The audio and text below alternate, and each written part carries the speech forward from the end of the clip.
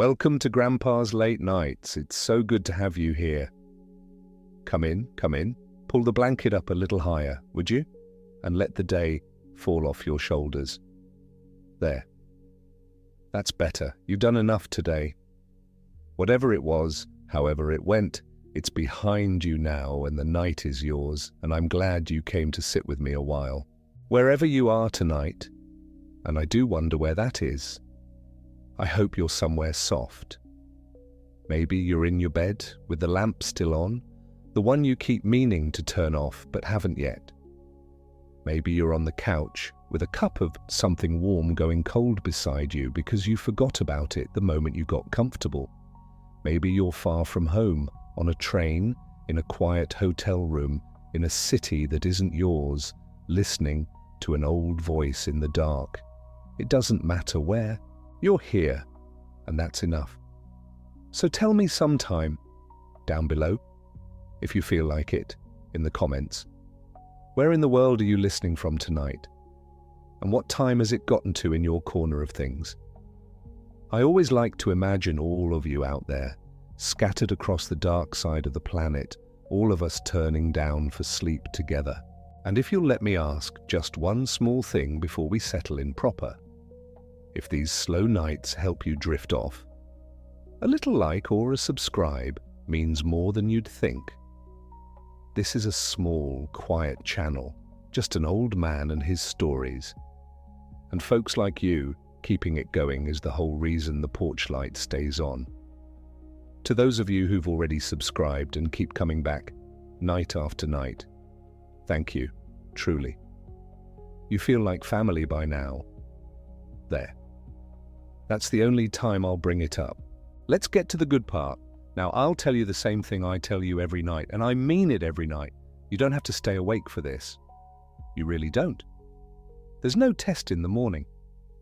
If you drift off 3 minutes from now, before I've gotten anywhere at all, that's not a failure, and that's the whole point. The ideas will keep. They've kept for 13.5 billion years, give or take, so they can certainly wait until tomorrow night for you. We're going to go slow tonight, slower than slow. We've got nowhere to be and all the time there is, and I intend to use every bit of it gently. If your eyes get heavy, let them get heavy.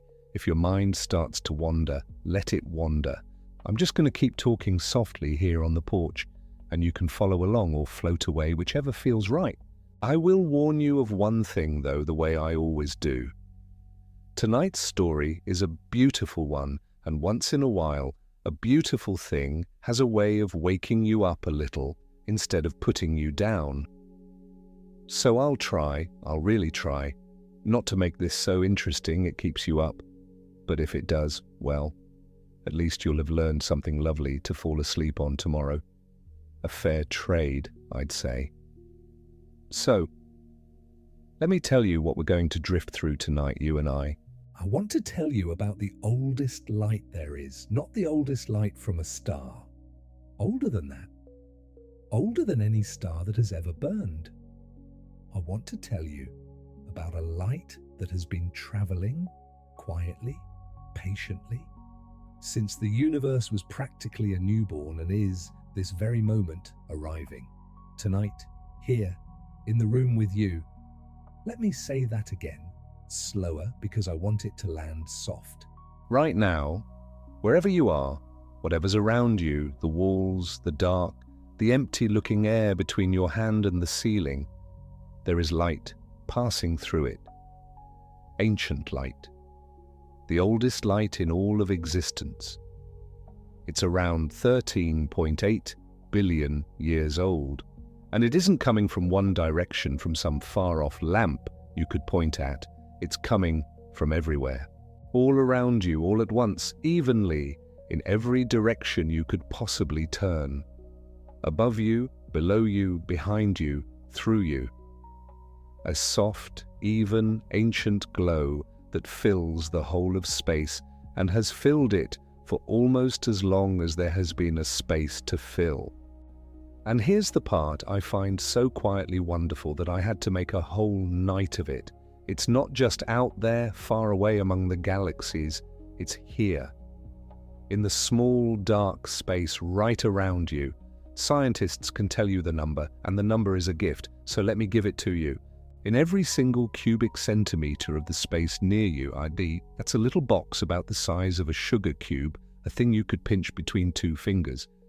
There are at any given moment around 400 of these ancient particles of light passing through, 400 in a space the size of a sugar cube, passing through gently, soundlessly, right now as you breathe. Hold that for a moment. There's a light, older than the sun, older than the earth, older than the Milky Way as we know it, and it's drifting through the air just above your blanket, through the lamplight, through you. It's been on its way for almost the entire history of the universe, and tonight, of all the nights, a little of it ends its long, long journey by arriving quietly in your quiet room. It's called the cosmic microwave background. That's a mouthful, I know, and we'll just call it the oldest light most of the night because that's truly what it is, and it's a kinder name. But let me unpack that big phrase, slow and easy, so it's a friend and not a stranger.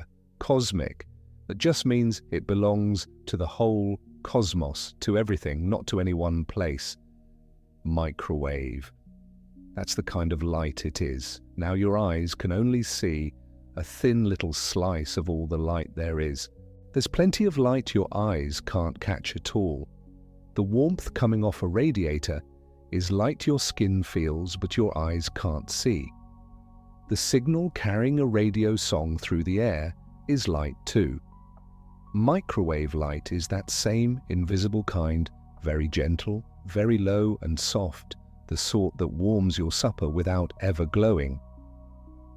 And background, well, that's the loveliest part. It means it's behind everything.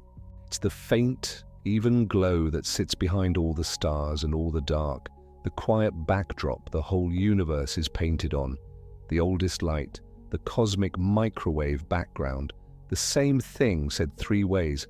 There. Now you know its name and we needn't be shy of it. Now let me tell you the gentlest, warmest way to think about what this light actually is, because once you have this picture, you'll never quite look at the night sky the same way. And I mean that in the most restful way possible. This light is a baby photo. I mean that almost literally. It is a snapshot at a single frozen picture of how the entire universe looked when it was very, very young. Not young like a young star, which is still millions of years old. Young like a newborn. The universe today is about 13.8 billion years old, and this light, this picture, was taken when the universe was only 380,000 years old. Now, 380,000 sounds like a big number all on its own, and it would be a long time for you or me, but set it against 13.8 billion and it shrinks down to almost nothing. It works out to about 0.003% of the universe's whole life so far. 0.003%. Let me put that in something you can hold in your hand. Imagine a person who lives to be, a long, full life, and imagine you had one single photograph of them. Just one. And that photograph was taken not in their childhood, not even in their first year, but in the first few hours after they were born, the first afternoon of their entire life. That's how early this picture of the universe was taken. The oldest light is the universe's very first baby photo, snapped in its first little while, and it has been sitting in the Cosmic Family album ever since. And tonight, you get to look at it. We all do. We're looking at it right now, all the time, every direction we turn. The newborn universe, still glowing softly all around us, a photograph that never fades. Isn't that something to rest your mind on? Not a violent thing, not a frightening thing, a baby photo. The gentlest object in all of science in a way. A picture of the universe when it was new and warm and impossibly young. And here is the thing about this photograph that I find the most soothing of all, the part I want you to sink down into like a soft pillow. It is even, it is calm, It is the same gently almost everywhere you look. Let me tell you about its temperature, because temperature is the heart of this whole quiet story. And it's a simple thing really, even if the number sounds grand. Everything has a temperature. Your tea has a temperature. Your room has one.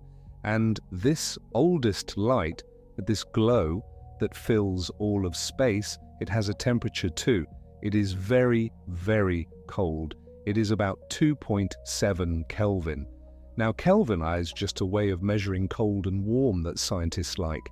And the only thing you need to know about it is where it starts. It starts at the coldest that anything can possibly be, a place called absolute zero, the bottom of the bottom, colder than which there is no colder. Nothing in the universe can get below it, and the oldest light sits just 2.7 little degrees above that absolute floor. 2 7/10 degrees above the coldest cold there is.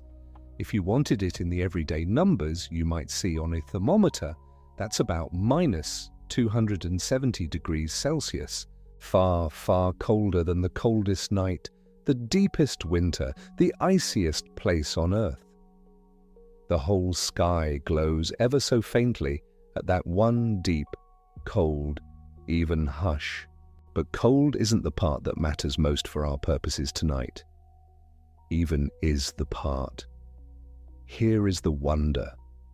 That temperature, 2.7 Kelvin, is the same in every direction you can turn. Look up, 2.7. Look down through the floor, through the planet, out the other side, 2.7.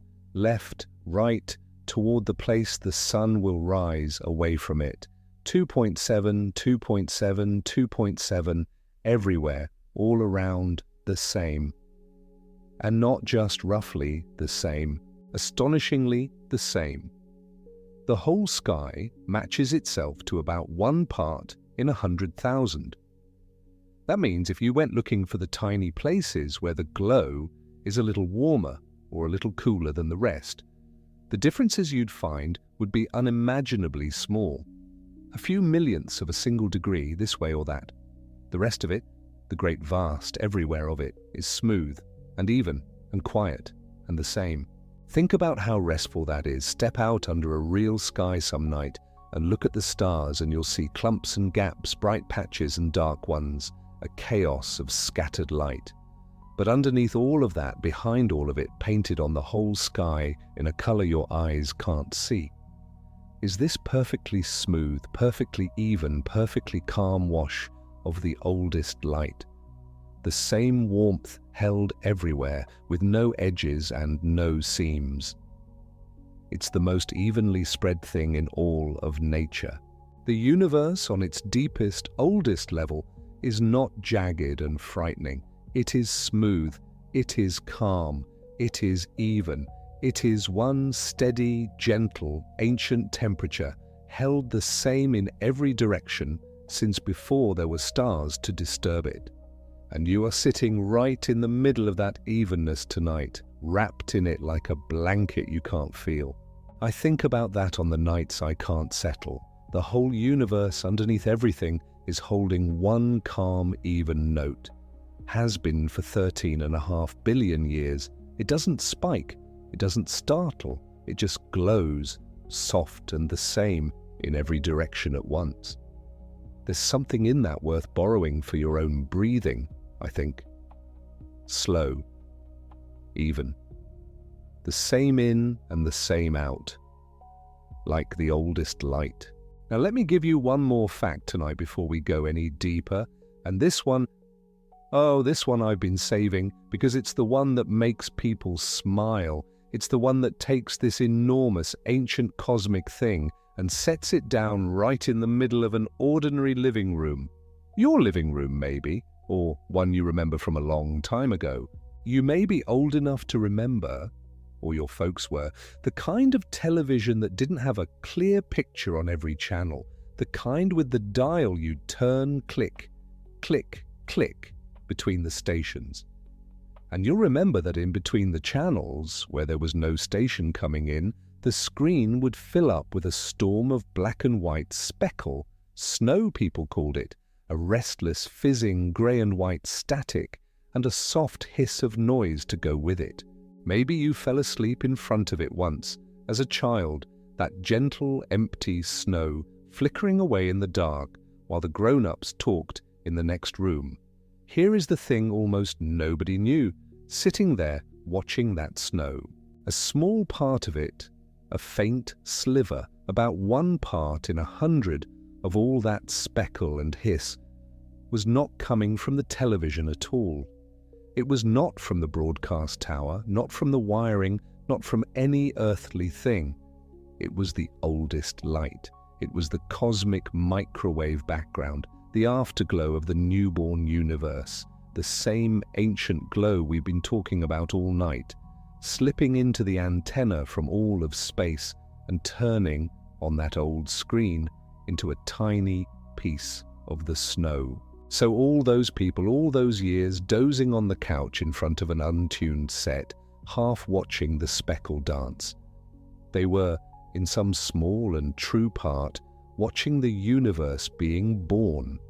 The light from when everything was 380,000 years old, glowing quietly in the corner of the living room, mixed in with the ordinary static of an ordinary night. Nobody had to travel to a mountaintop observatory to see the oldest light in existence. For a good long while, a little of it was right there in the den, in the snow on the TV, keeping a sleepy child company in the dark. I find that almost unbearably gentle when I sit with it. The grandest, oldest, most enormous thing, the first free light of the whole cosmos, showing up not with thunder, not with any fuss at all, but as a soft hiss and a quiet flicker on a little screen, in a quiet house, late at night. The universe has a way of arriving softly if you're paying attention, and sometimes even when you're not. So that's where we'll begin tonight, and that's the whole of it held in one hand before we open it up slow. There's a light, it's the oldest light there is, about 13.8 billion years old. It fills every bit of space all around you this very minute, 400 little pieces of it drifting through every sugar cube of air near your head as you lie there. It's a baby photo of the universe taken when everything was only 380,000 years old, just the first afternoon of a very long life. It glows at one deep, even restful temperature, 2.7 degrees above the coldest cold there is, and it's the same, almost perfectly, beautifully the same, in every single direction you could ever turn.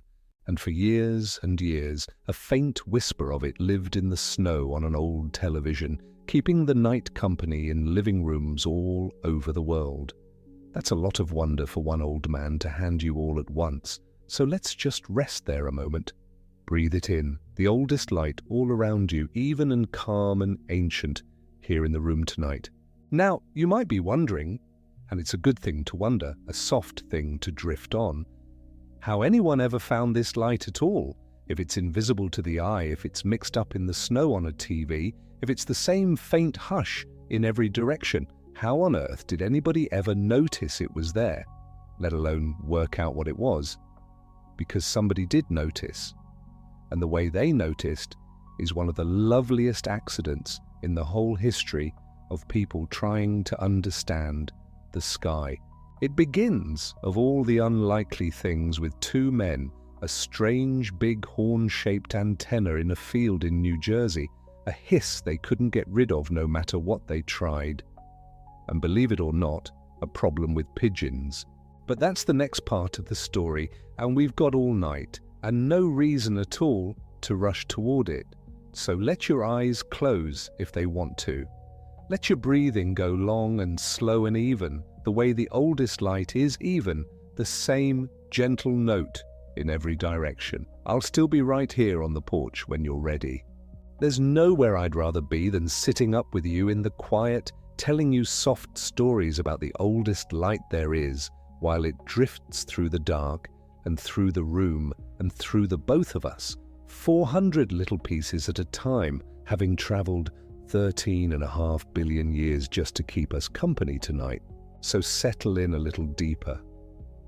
Let me tell you about the two men and the hiss and the pigeons, slow as anything, while the whole even ancient, restful universe glows quietly all around us. But before I tell you about those two men, let me sit a moment longer with what they were about to stumble into, because it helps to know what they found before you hear how they found it. And it's a gentle thing to hold, this idea, so hold it loosely, don't grip it, just let it rest in your hands like something warm. Here is the thing about that light. It is the oldest light there is, not the oldest light from any one star, not the oldest light anyone's ever caught in a telescope from some far-off galaxy. The oldest light, full stop. It was set free about 13.8 billion years ago when the whole universe was only 380,000 years old. And I know that's still a big number, 380,000 years. It doesn't sound like a baby at all. But think about it next to 13.8 billion. Think about the whole long life of everything, all those billions of years, and then think of just the first little sliver of it. That 380,000 years is about 0.003 of 1% of the universe's life so far. 0.003 of 1%. Let me say that another way, the way you'd say it to someone falling asleep, because the bare number doesn't quite land soft enough. Imagine the whole life of the universe, every billion years of it, squeezed down into one single human life, say a long one, a good long life of 90 years. On that scale, the moment this light was set free would be a photograph taken in the first few hours after a baby was born. Not the first year, not the first month or the first day, the first few hours, while the baby is still new and red and blinking, while the room is still quiet and the lamp is still low. That's when this picture was taken, that's how young everything was. And that's not a poem I'm dressing it up in, that's the literal truth of it. The light all around you right now, the faint, even glow drifting through the dark of your room, is a snapshot of the universe as a newborn. A baby photo. The oldest one there is, the only one there could ever be, because before this moment, there was no photo to take. Before this, the universe was a fog, thick and bright, and impossible to see through, and no light could travel free. This light is the very first light that ever got to simply go. And it's been going ever since. And a tiny part of it ended its long, long journey here, tonight, in the room with you. So that's the first soft thing to carry down towards sleep. Not that the universe is old and vast and far away and frightening, the opposite. That somewhere up above the roof and the clouds and the dark, there is a baby photo of absolutely everything, and you are looking right at it, and it is gentle, and it is even, and it is here. Now let me tell you the part I find most restful of all, and it's the evenness. I keep coming back to it, because it's the thing that settles me most on a long night. This light, this baby photo, has a temperature. Everything that glows has a temperature, the way a coal glows orange when it's hot, and a star glows white when it's hotter still. And the temperature of this oldest light today is 2.725 Kelvin. Now I won't leave you with a number you can't feel, because a number you can't feel is no good to a sleepy mind. 2.725. Kelvin is about minus 270 degrees on the Celsius scale. It is cold, it is properly, deeply cold, just 2 and a bit degrees above the coldest anything can ever be, a place scientists call absolute zero, the very bottom, the temperature where all the warmth has finally gone still. So this light is faint. It is a whisper of warmth, the thinnest, softest glow, barely there at all. But here's the part that I find so quieting. It's the same. It's the same temperature everywhere you look. You could turn your face to the left and measure it, then turn your face to the right and measure it, then look straight up and measure it, and it would be the same gentle 2.725 Kelvin in every single direction. The whole sky glows at one even note. There's no hot corner, no cold corner, no loud patch, no bright flare, just one steady, faint, all-over hush, the same wherever you point. Think about how rare that is. Think about your own room. There's a warm spot near where you're lying, and a cooler spot by the window, and somewhere a draft, and somewhere the heat from a lamp. The world close around us is always uneven, always a little patchy, warm here and cool there. But this light, this oldest thing, is smooth. It's even. It's calm in a way nothing in your room could ever be. The same soft temperature in all directions at once, holding the whole sky in one quiet, unbroken tone. I find that's a good thing to breathe along with. The light is even, so let your breath go even too. In, slow. Out, slow. The same gentle note over and over, the way the whole sky holds the same gentle note over and over, 2.7 degrees above the very bottom of cold, all around you, undisturbed. And now I want to give you that other little thing I promised you, the one about the television, because I think it's the homeliest fact of the whole night, and I save it for when you're getting truly drowsy. You may be too young to remember this, kiddo, but there used to be a kind of television, an old analog set with a dial, and if you turned it to a channel that wasn't broadcasting anything, you didn't get a black screen, you got snow. That grey and white fuzz dancing and crackling, the static between the stations, and that soft sound it made, that shh, that gentle hiss filling the living room. Now, most of that snow came from ordinary things, from other broadcasts leaking in from the warmth of the set itself, from electronics here on the ground.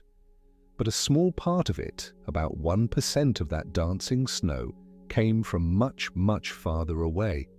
About one little piece in every 100 of that fuzz was this, was the oldest light, was the same faint 2.7 Kelvin glow we've been talking about all along, that ancient even hush from when the universe was a newborn, having travelled 13.5 billion years to land, of all places, on the antenna of somebody's television set and show up as a few flecks of snow on a screen in a dark living room while everyone had gone to bed. Sit with that one a moment. People all over the world for decades would flick past an empty channel late at night and see that grey fuzz and that gentle hiss, and never once think about it, never know that in that ordinary snow, in that little bit of nothing between the stations, they were looking at the actual afterglow of the beginning of everything. A baby photo of the universe, glowing softly in the corner of the room, mixed right in with the static, while the kettle cooled and the lights went out and the house settled down for the night. The oldest light there is, keeping people quiet company without a single one of them knowing it was there. It's been doing that all along, you see. That's the thing I keep wanting you to feel as you drift. This light isn't somewhere else, far off and grand and separate from your ordinary little life. It's been in the living room. It's in the dark of your bedroom now. It's the same in every direction, even and faint and ancient. The universe's first photograph, 2 and a bit degrees above the coldest cold there is, drifting through the snow on old televisions and through the quiet of every room and through you tonight, just as it has every other night, asking nothing, glowing soft. So there's no hurry at all. We've laid out the gentlest part of the whole story, the what and the where and the how old of it, and there's still a whole night ahead of us for the rest. The 2 men are still waiting out there in their field in New Jersey with their strange horn-shaped antenna and their stubborn little hiss, and we'll get to them slow as falling snow. No rushing, no jolt, nothing loud. For now, just let it all be even. Let the light be even. Let your breath be even. The oldest thing in all of existence is the calmest, smoothest, most untroubled thing you'll ever meet. The same faint note in every direction across the entire sky. A baby photo of everything, soft as static on a late-night screen. And it's right here, in the room, with you, going nowhere, in no hurry. So close your eyes if they're not already closed, kiddo. I'm not going anywhere either. I'll just keep talking soft and low about the oldest light there is, while it drifts through the dark and through the both of us, 400 little pieces at a time, in every breath of space around you, even and ancient and kind, having come 13.5 billion years through the cold just to glow quietly here beside you tonight. And now we come to the two men and their antenna. It was 1964. The world was busy with a great many things that year, the kind of year that fills the history books with noise and motion, and one thing happening right after another. But out in Holmdel, New Jersey, in a wide, quiet field that belonged to Bell Telephone Laboratories, two young scientists were trying very hard to do something simple.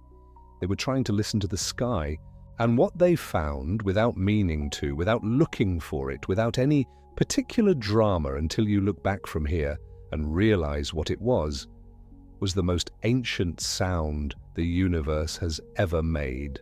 Their names were Arno Penzias and Robert Wilson. Arno Penzias had been born in Munich, Germany in 1933, the son of a Jewish family who had fled not long before the Second World War.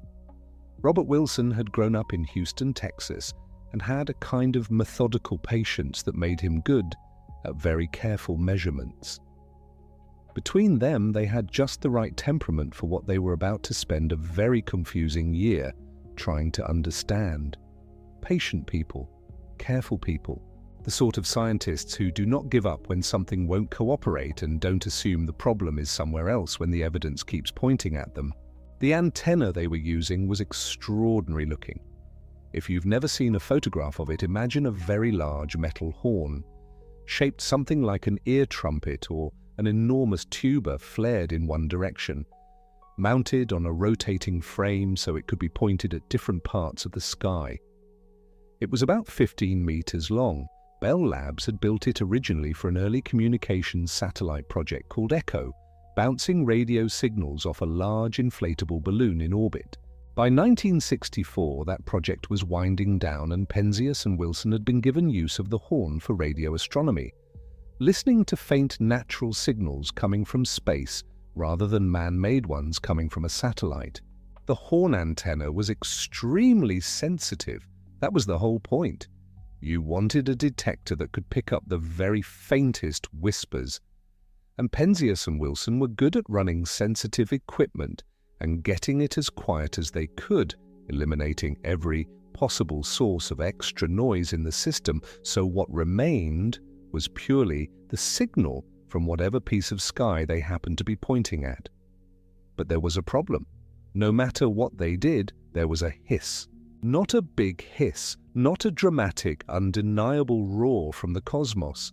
A quiet, persistent hiss, a gentle, irritating, unprovable, extra warmth in the system, an excess of something, a signal that would not go away no matter how carefully they looked for its source, no matter where they pointed the antenna, no matter what time of day or night they took their measurements. In the dry language of science, what they were measuring was an excess antenna temperature, a few degrees of extra signal for which they had no explanation.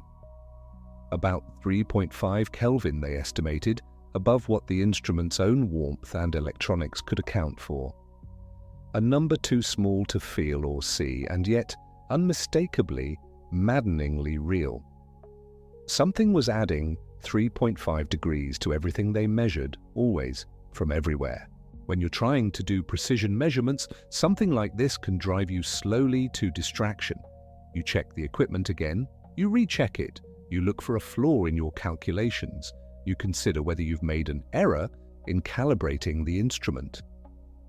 You wonder whether a nearby radio tower is leaking something into your readings, or whether there's some subtle design flaw in the antenna itself that you hadn't accounted for.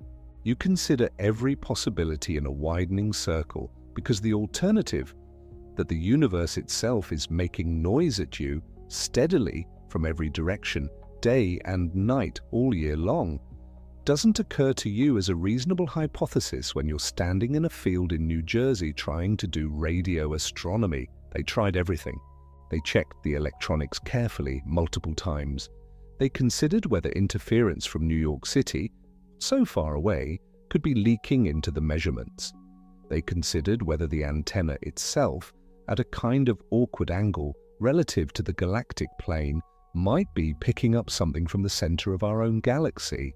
And then someone pointed out the pigeons. There were pigeons nesting inside the horn antenna. Two of them apparently had found the warm, sheltered interior of the device quite comfortable and had done what pigeons do when they find a warm, sheltered interior. They had left behind what Penzias and Wilson, with a sort of resigned scientific dignity, described in their notes as a white dielectric material coating portions of the antenna's interior. If you're not familiar with the term dielectric material, you can think of it as a somewhat technical way of saying pigeon droppings, coating the inside of their enormously precise measurement instrument, left there by two birds who had no idea whatsoever that they had chosen to nest inside what would one day be recognized as the horn that first heard the echo of the universe's beginning. Penzias and Wilson evicted the pigeons. They cleaned the antenna. They removed every trace of the white dielectric material with considerable care and probably some degree of exasperated affection, because what else do you do when the universe is making a fool of you in this particular way? Then they reassembled everything, recalibrated, and took their measurements again. The hiss remained. Same temperature, same even reading, same quiet, stubborn excess signal present by day and by night, present when the antenna was pointed at the galactic center and when it was pointed away from it, present in winter and spring and summer, pointing north, pointing south, pointing anywhere they chose. 3.5 Kelvin of something from everywhere, refusing to be explained away. What they were hearing, though they did not yet know it, was the cosmic microwave background. They were listening to the universe's very first photograph, translated into sound. They were tuned in to the oldest signal in existence, the afterglow of a time when everything was a single, hot, glowing thing, and then, 380,000 years later, cooled enough to let light travel freely for the first time, and that light had been traveling ever since, stretching and cooling and stretching some more, until it arrived at a horn-shaped antenna in a quiet New Jersey field in 1964, and added an awkward 3.5 degrees to somebody's measurement. But they didn't know that yet. And here is where the story gets quietly wonderful in the way that the best science stories do. Not with a single dramatic eureka moment, but with the slow, almost accidental way that two separate groups of people were approaching the same answer from completely different directions, without knowing the other existed, until a phone call one afternoon brought everything together.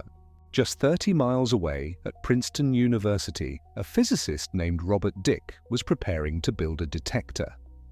He had been thinking carefully about the Big Bang, not as a certainty, since in 1964 there was still serious scientific debate about whether the universe had a beginning at all, or whether it had always existed in some form, continuously creating new matter as it expanded.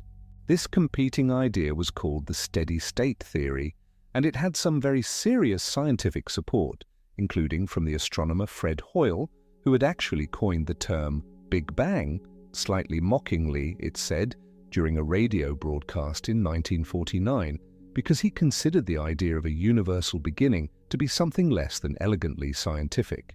Robert Dicke, though, had been working through the implications of a universe that had, in fact, begun in a hot, dense state and then expanded and cooled over billions of years.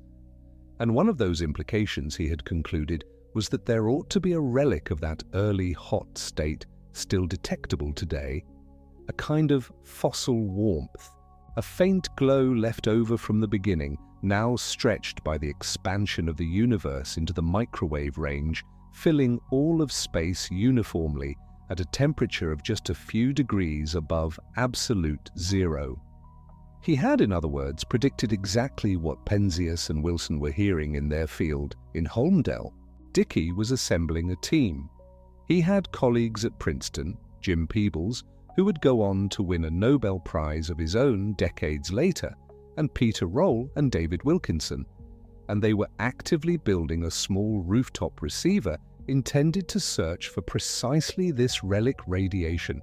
They were weeks or months away from being ready to look. And then Arno Penzias made a phone call. The details vary slightly in different accounts, as they tend to when stories become legend, but the essential shape of it is this. Penzias had heard, through the ordinary scientific grapevine, a conversation here, a letter there, that someone at Princeton was thinking about the possibility of a detectable microwave background. He called Robert Dicker to talk it through. It was, by all accounts, a fairly ordinary beginning to a phone conversation between two scientists trying to sort out an experimental puzzle. Dicker was in the middle of a meeting with his research group when the call came. He listened as Penzias described the problem, the antenna, the hiss, the 3.5 Kelvin excess that wouldn't go away no matter what they did. And as he listened, Dickey understood exactly what he was hearing. Not a pigeon problem, not an electronics problem, not interference from New York City. The universe itself. The oldest light there is, showing up in a field in New Jersey 3 decades before the people who were looking for it had managed to find it first. Robert Dickey covered the phone with his hand, turned to his research group and said, quietly, without particular drama, with the calm disappointment of a man who has just been told that someone else has found the thing he was building an instrument to find. Boys, we've been scooped. There's something I find very quietly beautiful about that phrase. Not the theatrical cry of a scientist robbed of a great discovery, but just that gentle, wry, accepting statement. We've been scooped.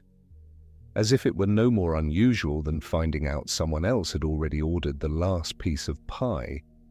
The universe had conspired to give the answer to people who weren't looking for it, and Robert Dick took it with what sounds like grace.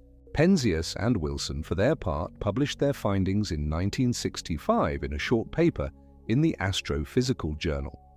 It was 2 pages long. It had a modest, almost bureaucratic title about the excess antenna temperature they had measured. It never once mentioned the Big Bang. If you picked it up without knowing what it was, you might easily miss the significance.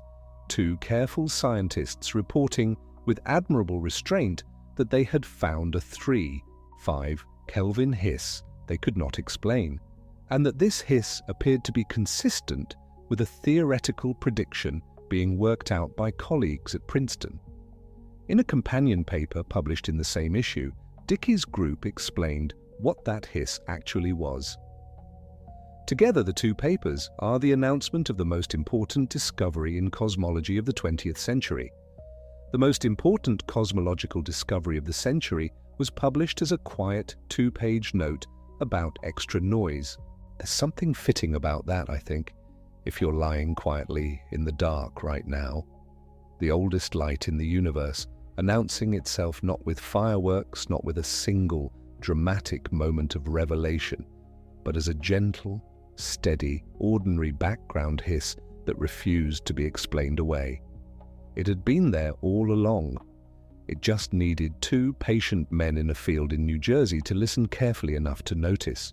Penzias and Wilson were awarded the Nobel Prize in Physics in 1978, 13 years after the discovery.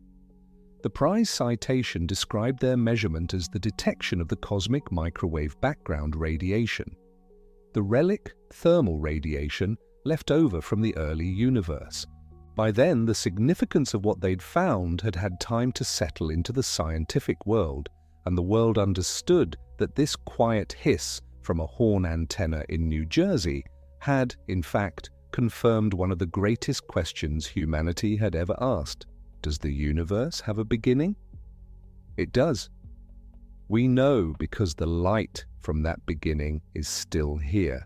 And that brings us to what this discovery actually settled, and why it mattered so much, and why you can let that settle around you like a blanket as you listen. For much of the first half of the 20th century, there was a genuine and sometimes heated debate among astronomers and cosmologists about whether the universe had ever been different from how it is now. The steady-state model, which had some of the most respected names in British astronomy behind it, proposed that the universe was eternal, that it had always existed, and that as it expanded, new matter was continuously and spontaneously created to fill the gaps, so that on the larger scales the universe always looked more or less the same. No beginning, no first moment. Just an endless, self-sustaining expansion that stretched back into the infinite past without a starting point. It was, in some ways, a deeply comfortable idea. The universe as a kind of eternal, self-replenishing thing without the philosophical awkwardness of asking what came before the beginning or what caused the beginning to begin. And the steady-state model made real scientific predictions that could in principle be tested. It was a serious proposal, not a fringe idea. The Big Bang model, on the other hand, said something quite different. It said the universe had been in the distant past unimaginably hot and dense, and had been expanding and cooling ever since, and that if you looked carefully enough you should find evidence of that early hot phase written into the light we receive from deep in space.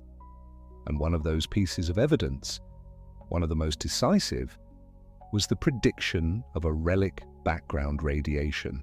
If the universe had truly begun in a hot, dense, glowing state and then expanded and cooled over billions of years, some of that original glow should still be detectable today, stretched down into the microwave range, filling all of space, the same temperature in every direction. That is exactly what Penzias and Wilson found. The same temperature in every direction, day and night, all year, wherever they pointed their antenna.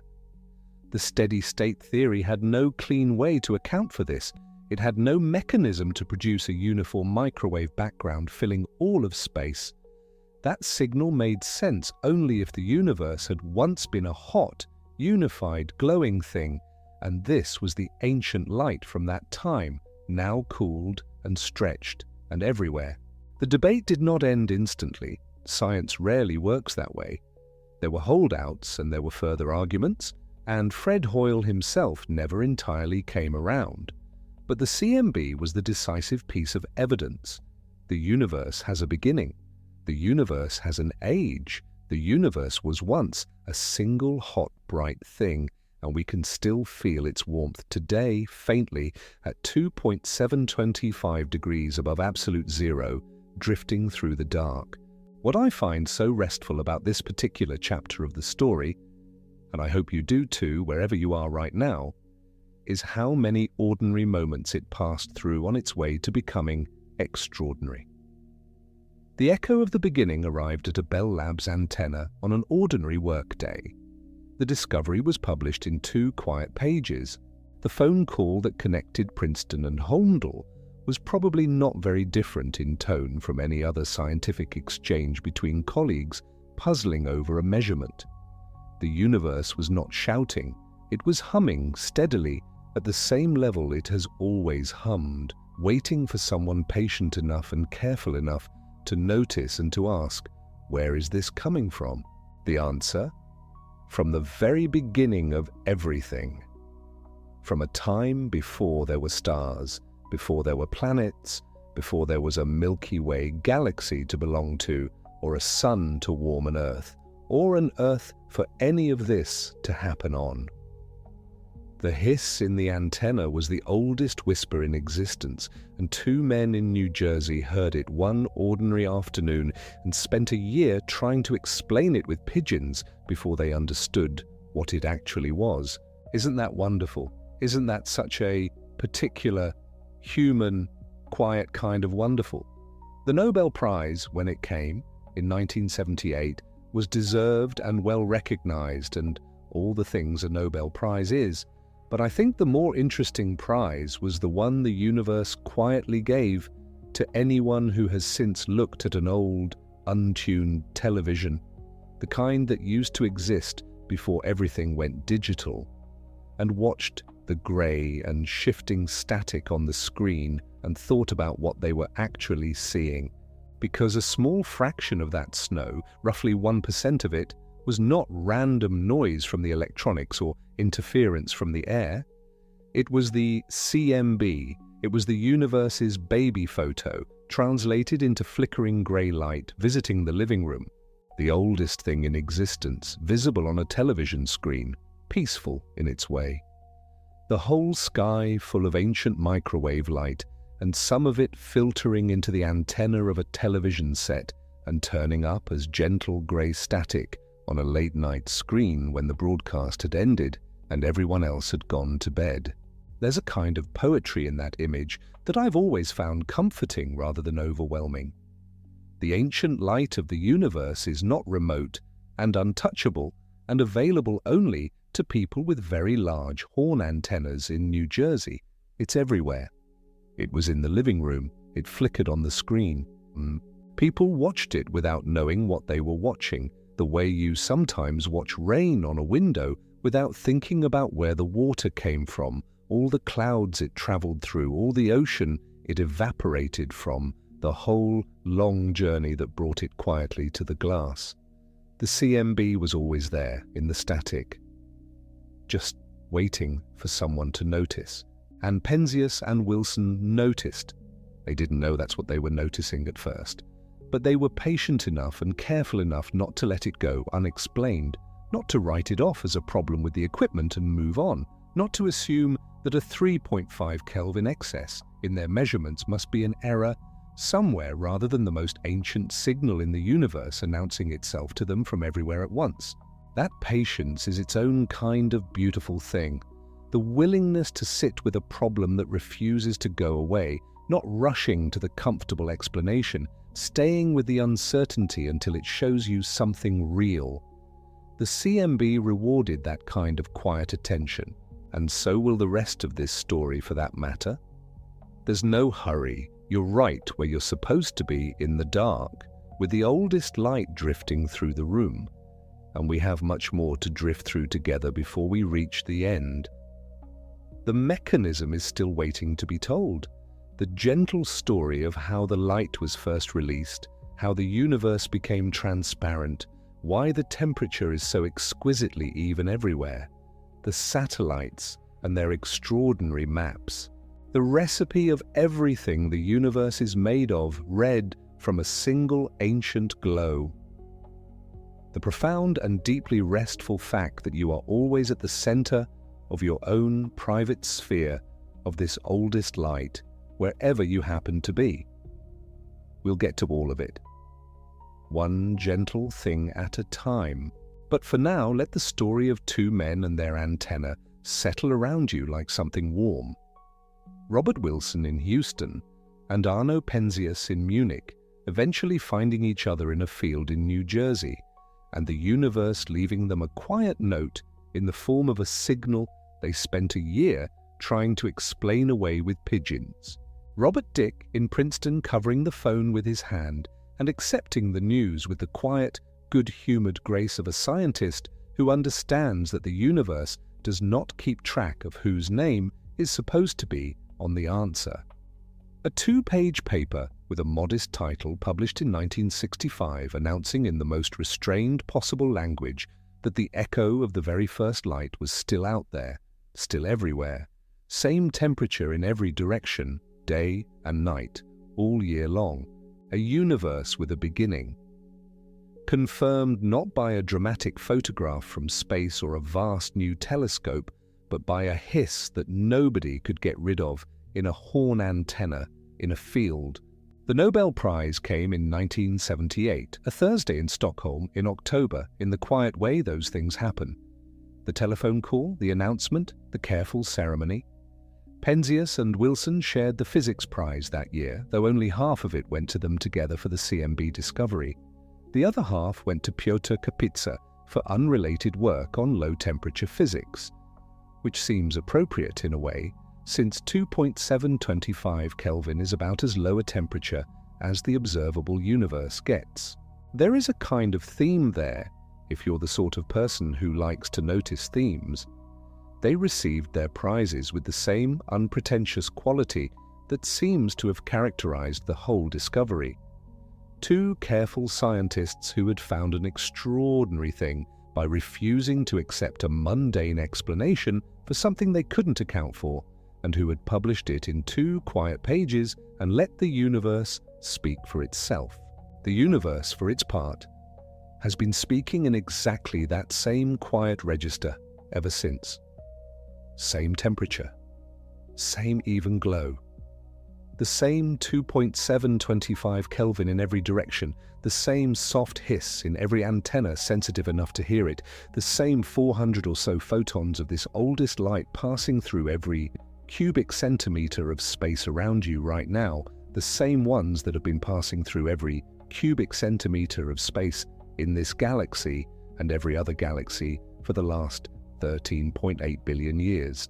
Nothing urgent, nothing alarming. Just the most ancient light there is, doing what it has always done, spreading evenly through the dark, asking nothing, going everywhere, patient as only something 13.8 billion years old can be patient. And if you are still awake, lying quietly somewhere in the middle of this particular Thursday or Friday or whatever night finds you here, and that's perfectly all right if you are, there's no test at the end, no need to remember all the names and dates. Just let them wash over you like warm water if you like. Then know that what Penzias and Wilson heard in 1964 is still being heard right now by the universe itself. The same even signal, the same faint warmth, the same first light, ancient and calm, filling all the space there is, having come from so far and so long ago that the distance barely makes sense to think about, and yet here it is, soft and untroubled, drifting through your room with the patience of everything that has ever existed.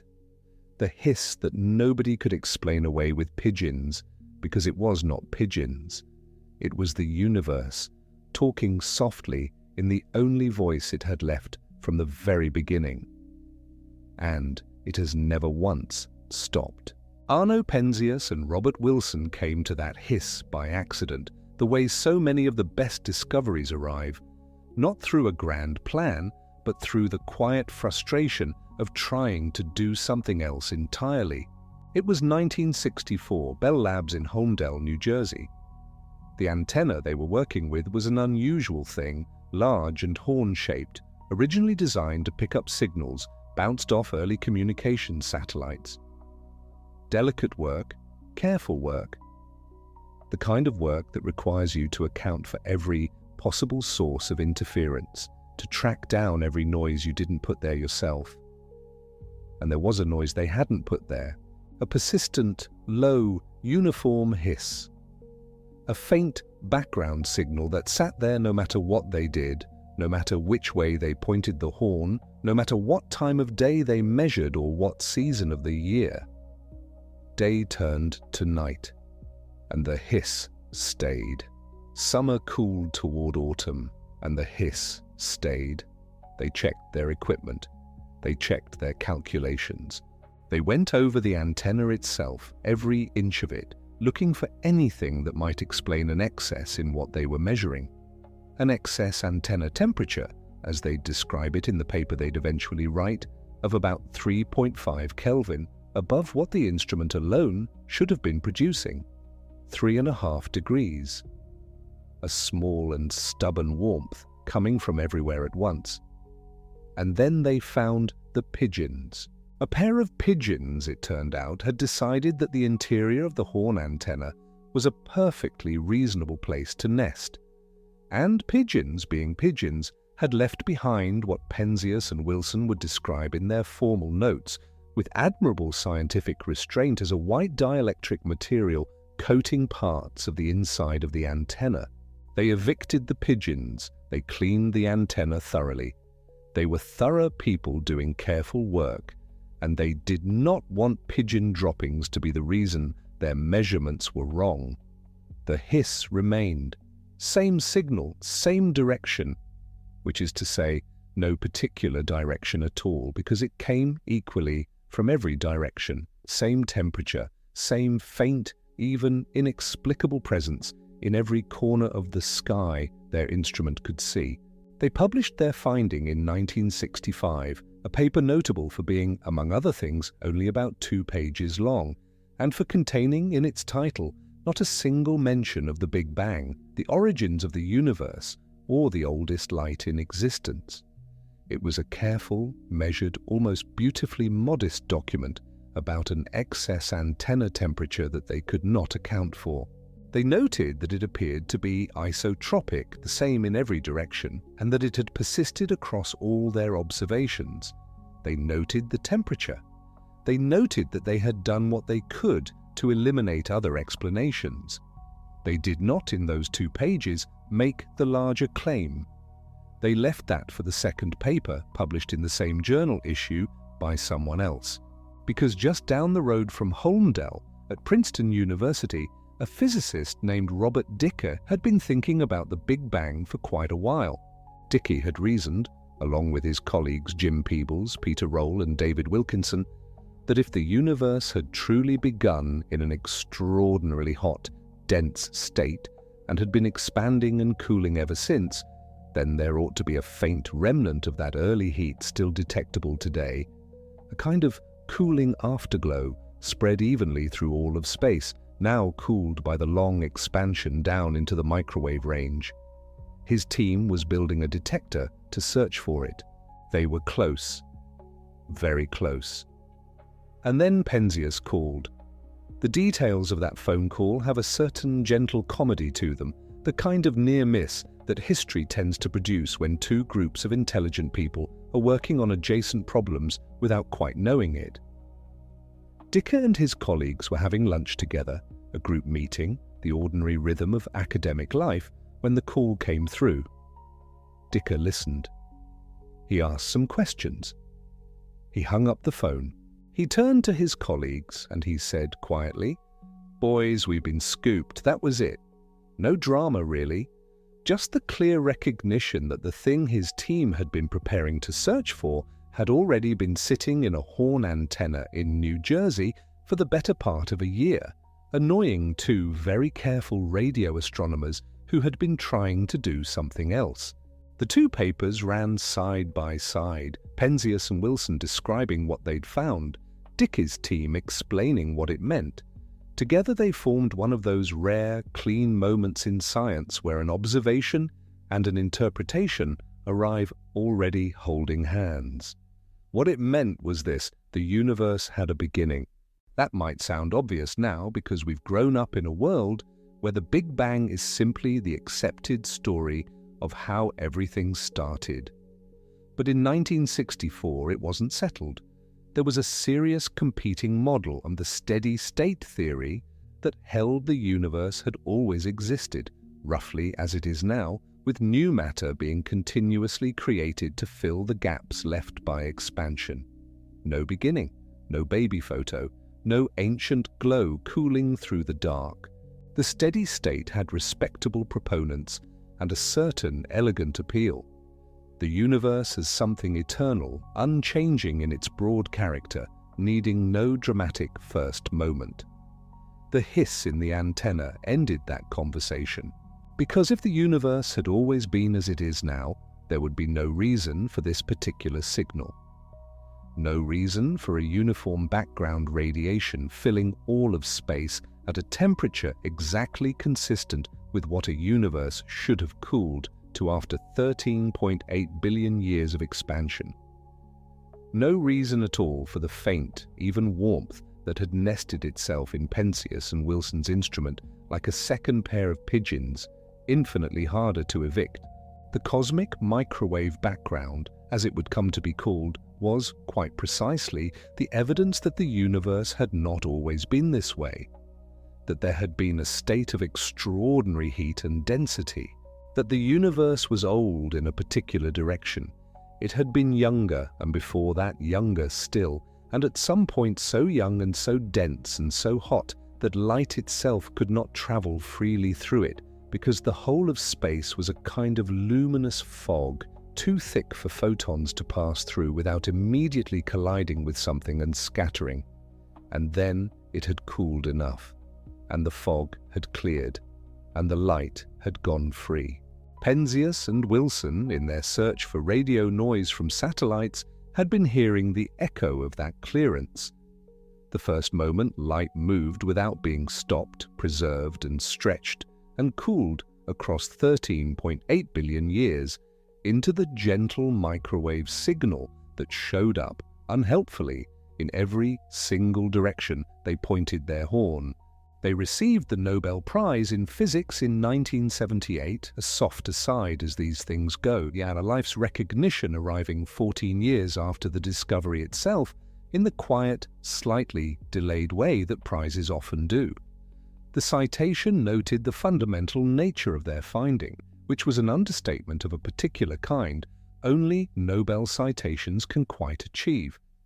Because what they had found was not just a fact about the universe, it was the oldest fact, the deepest photograph, the one piece of evidence we can point to and say, here is something from before the stars, before the galaxies, before the Milky Way had assembled itself into the slow wheel of light it is today, before the sun, before the earth, before anything you have ever seen or touched or known had been made from anything.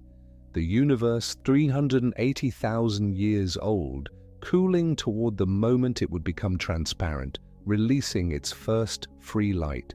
That light is what Penzias and Wilson heard. That light is what is in the room with you now, gentle and ancient and perfectly even in every direction, asking nothing, carrying a message from the very beginning of time that says only this: the universe had a start, and here is the warmth it left behind. So, let us talk about what actually happened in those first moments, the ones that made the light possible. Because the light did not simply appear, it was released. And to understand what that means, to really feel it, you have to go back a little further. To the time before the glow, the time when nothing could travel anywhere at all. Settle back for a moment, let your shoulders drop. We're going to move slowly through this, one step at a time, the way you'd walk carefully through a room in the dark. Gently, without rushing, feeling for the shapes of things. When the universe was very young, not 380,000 years old, but younger than that, far younger, it was extraordinarily hot, dense, packed tight, in a way that is difficult to picture but worth trying. Imagine a fog so thick that you could not see your own hand in front of your face. Then imagine that fog filling not just a room or a city or a planet, but everything, all of space, every direction without exception, a hot and opaque brightness that light itself could not move through. Not because there was no light, there was light in a sense. There was energy, there were photons, but they could not go anywhere freely. Every few steps, every tiny fraction of a second, a photon would crash into something, bounce off something, get absorbed and re-emitted and redirected before it had traveled any real distance at all. The universe was a wall, a glowing, impenetrable wall of hot plasma in every direction. Plasma. That's the word for what the earliest matter was. Not solid, not liquid, not even gas in the ordinary sense. Plasma is what you get when a gas is so hot that its atoms are torn apart. The electrons, which normally orbit the nucleus of an atom at a polite distance the way a small moon circles a larger planet, were ripped free, just floating loose, not attached to anything. And those free electrons were what made the universe opaque. Light bouncing endlessly off loose electrons, like trying to see through a room full of mirrors all angled in different directions. The light just scatters, goes nowhere, does nothing useful, just shouts and is immediately drowned in the shouting of everything else. This went on for a very long time, 380,000 years to be somewhat exact. 380,000 years of hot, dense, opaque sameness. The universe expanding all the while, cooling all the while, growing larger and slightly less packed with every passing moment. But still, for all that time, too hot for electrons to settle. Too energetic for any kind of atom to hold together. And then, gradually, something changed. Temperature dropped to a certain point, about 3,000 Kelvin, about 3,000 degrees above absolute zero, which is still extraordinarily hot by any standard you or I would recognize. 3,000 Kelvin is the surface temperature of a cool red star. It is the inside of a kiln. It is the color you see in the very heart of a campfire when the coals have been burning for a long time and everything has settled into a deep, low, reddish glow. At 3,000 Kelvin, the universe had cooled just enough, just barely enough for the protons, the tiny, dense, positively charged cores of hydrogen atoms, to hold on to their electrons. The electrons, which had been zipping around loose for nearly 400,000 years, suddenly found they could settle, could attach, could bind to a proton and stay there, held by the quiet pull of opposite charges, and become something new, something calm, neutral hydrogen atoms. That is the name for it in cosmology, recombination, which is, if you think about it, a slightly strange name because the electrons had never been combined with the protons before, not in this universe, not ever. So the re in recombination is technically a misnomer, a word borrowed from chemistry where it makes more sense. But the name stuck, and it describes the moment beautifully enough if you let it. The moment of gathering, of electrons finding their partners, of the chaos of loose particles resolving into something quieter and more settled. Neutral hydrogen atoms.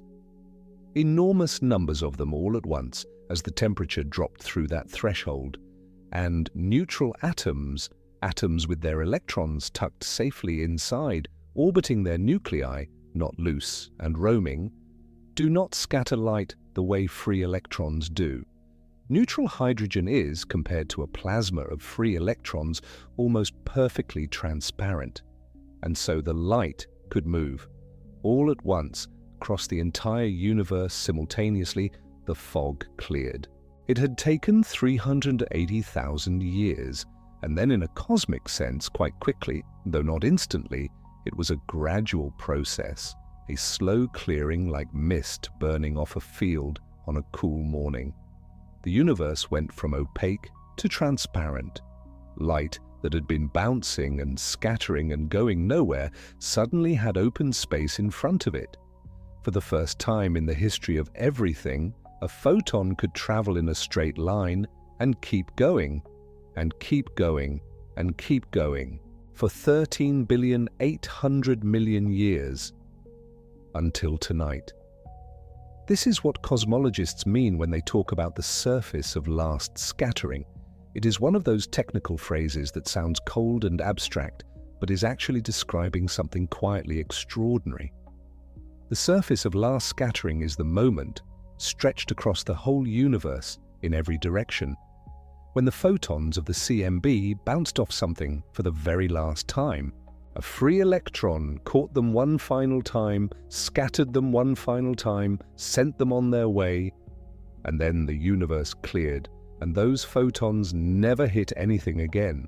They have been flying in straight lines ever since, for nearly the entire age of the universe, through expanding space, through the slow growth of galaxies and the long dark centuries between stars, through the formation of the solar system and the cooling of the Earth and the slow, patient spread of life across one small rocky planet. This light has been traveling, unimpeded, arriving here, tonight, in the space around you. The surface of last scattering is the farthest back in time we can ever see using light, which is a remarkable thing to sit with for a moment. We can build telescopes more powerful than any that exist today, and they will never see past this moment. Before recombination, the universe was a wall, opaque, impenetrable to light. The CMB is the edge of our visible universe, not in space exactly, but in time. The 380,000-year mark is the limit. Everything before that is, in a very literal sense, hidden from us behind a curtain of ancient brightness. We can infer things about what came before. We can use physics and mathematics to reconstruct the earlier moments, but we cannot see them. The CMB is the oldest photograph we will ever have. There are no older ones. There cannot be. And it is a beautiful photograph, even and quiet and startlingly smooth. Think about what it should look like if you imagine it for a moment. The universe at 380,000 years old was not perfectly uniform. Nothing is ever perfectly uniform, even in nature's calmest moments. There were tiny, tiny variations in density. Some regions were slightly more crowded with particles than others by a very small amount. Some regions were slightly warmer, some slightly cooler, by amounts so tiny they barely register. Those variations were imprinted in the CMB when the light was released.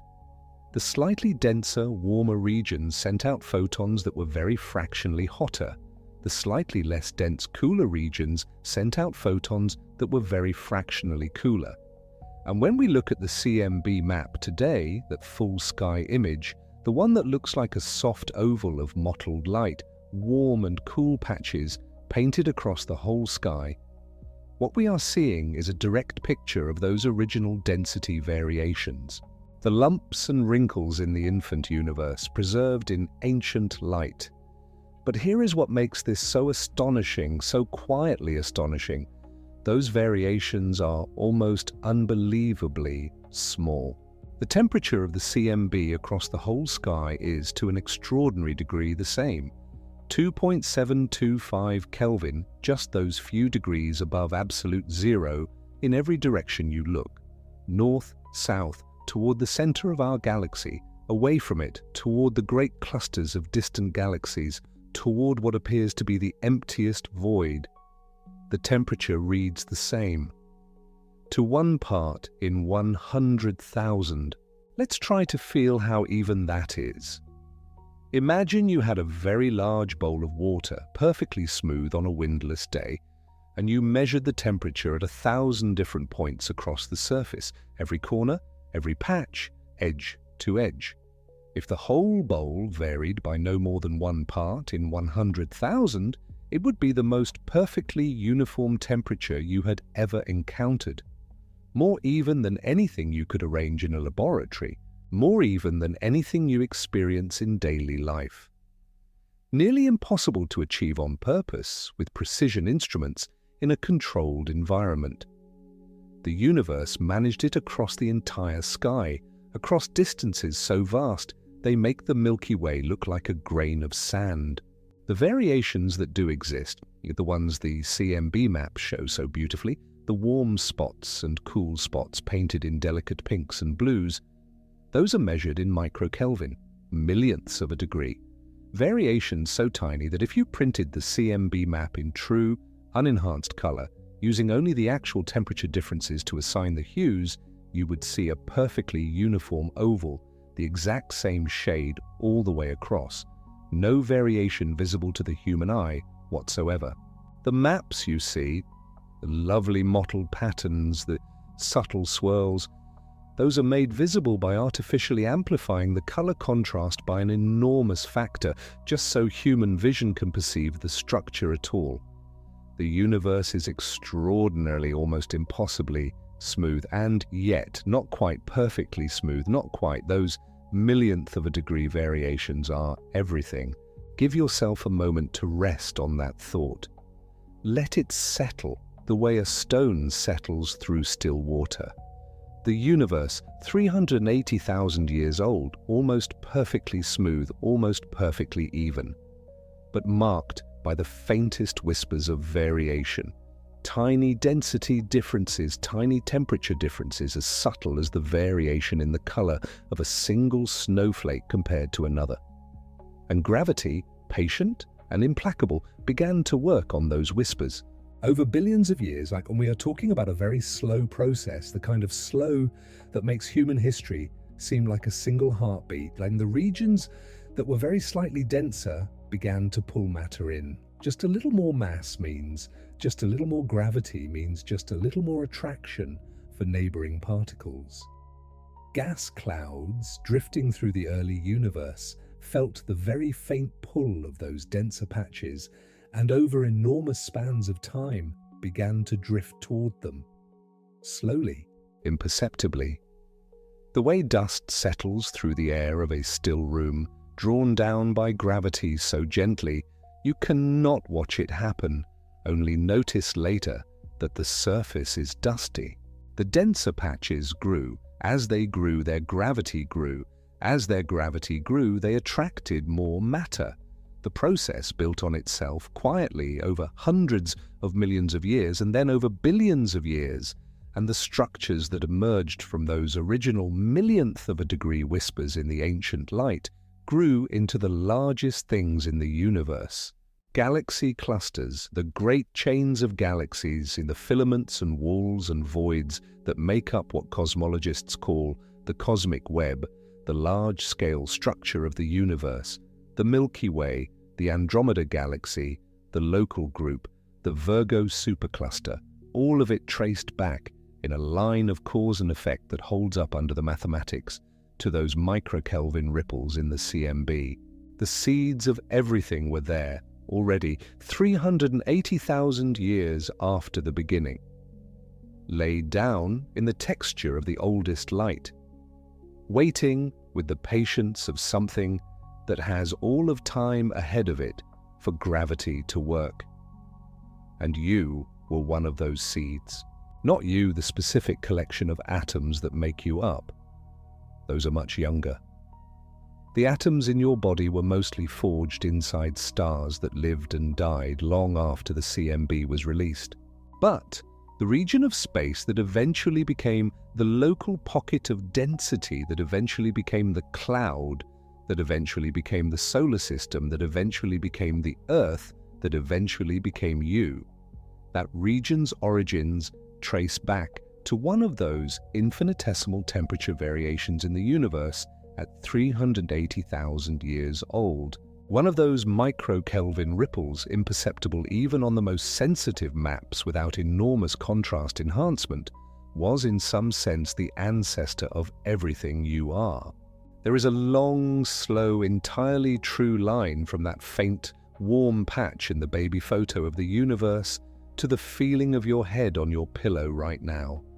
It passes through billions of years of gravitational collapse and stellar nucleosynthesis and planetary formation and the chemistry of living things. It is an extraordinarily long line, but it is unbroken. We traced it backward from here to there by reading the CMB. Now, let's go back to the light itself for a moment, because there is something else happening that is worth understanding, or at least worth letting wash over you gently, without needing to grasp every detail. Something that explains why this ancient light, which was once a warm, glowing orange-red filling the entire universe, is now arriving in your room as something as mild and quiet as microwaves.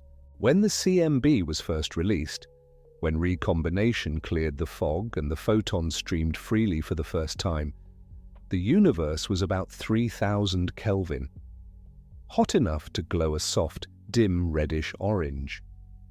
Not blindingly bright, not the savage heat of the earlier moments, but warm. If you could somehow stand in that early universe, which you couldn't for many reasons, but allow the imagining, the entire sky would glow a soft, even red. Every direction, above and below and all around, the same quiet, warm color, the inside of a kiln, the color of old embers. Not threatening, just there, everywhere. A uniform, gentle luminescence in every direction. That was the CMB at birth. Since then, the universe has expanded. You know this. The universe has been growing since the beginning, space itself stretching, the distances between things increasing as time passes. And when space expands, something interesting happens to the light traveling through it. The light stretches too. Imagine drawing a wave on a rubber band, a gentle up and down curve, inked onto the rubber. Now stretch the rubber band. The wave stretches with it. The peaks and troughs that were close together are now farther apart. The wavelength of the wave has increased. Light is a wave, among other things. And as the universe has expanded over 13.8 billion years, the wavelengths of the CMB photons have been stretched along with space itself. The photons haven't changed in any other way. They're still the same photons, still carrying the same ancient information, but their wavelengths have grown, longer and longer as the universe grew larger and larger. By how much? By a factor of about 1 to 100. The universe has expanded roughly 100 times since the CMB was released, and the wavelength of the CMB photons has stretched 100 times along with it. What started as warm infrared and visible light, the 3000 Kelvin orange glow of a cooling universe, has been stretched gently over billions of years into something much longer, much gentler, much quieter. Microwaves. The same family of radiation your kitchen microwave uses, though at incomparably lower power, gently bathing all of space. The universe's original warm glow stretched and cooled by its own expansion until it became the soft, even, barely above nothing temperature we measure today? 2.725 Kelvin. Just those few degrees above absolute zero. Cold by almost any measure, but present. Still present, still filling every corner of space, still arriving from every direction at once. The universe did not consume its first light. It did not burn it out or lose it somewhere. It stretched it gently across all of time until it became something so quiet and so mild that we needed specialized instruments to detect it at all. There is something deeply restful about that if you let yourself feel it. The same light, still here, just transformed, the way a song might shift key, or the way the same river looks different at dawn and at dusk. The energy has changed, the temperature has changed, but the light is the same light it always was, carrying the same information, the same record of the universe at 380,000 years old, still legible if you know how to read it. And here is something that follows naturally from that stretching. From that factor of 1 in 100, when we say the CMB has been redshifted by a factor of 1 in 100, we're saying something precise about how much the universe has grown since the light was released. The universe was about 1 in 100 times smaller when these photons began their journey. Every direction was 1 in 100 times closer. The whole observable universe, and the vast sphere of space we can see with our telescopes hundreds of billions of light years across, was compressed at that moment into something 100 times smaller. Smaller, but still unimaginably large. This is not the universe squeezed into a point. It is the universe squeezed to a certain size, still huge beyond comfortable imagining, just much denser, much hotter and opaque. And from that compressed, hot, dense, opaque state, light streamed free. Has been streaming free ever since, is streaming right now through the walls of whatever room you're in, through the ceiling and the floor, through your body itself, through everything. 400 photons per cubic centimeter from every direction, ancient and quiet, and carrying the face of the universe when it was new. Let that be with you for a moment. No rush. The temperature at that release point was 3000 Kelvin. Now it is 2.725 Kelvin. The cooling happened gradually as the universe expanded, and it is still happening, very slowly, incredibly slowly.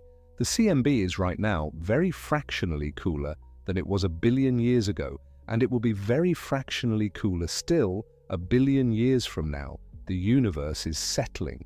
The ancient light growing quieter with each passing era, dimming towards something that will eventually, in an inconceivably distant future, approach absolute zero. Not tonight, not in any time frame that means anything to a human life or to the human species or to the Earth or even to the life of the Sun. On the time scale of your life, the CMB is as fixed and constant and stable as anything in the universe. You will live out your whole life, and your children will, and their children's children, and 1,000 generations after them.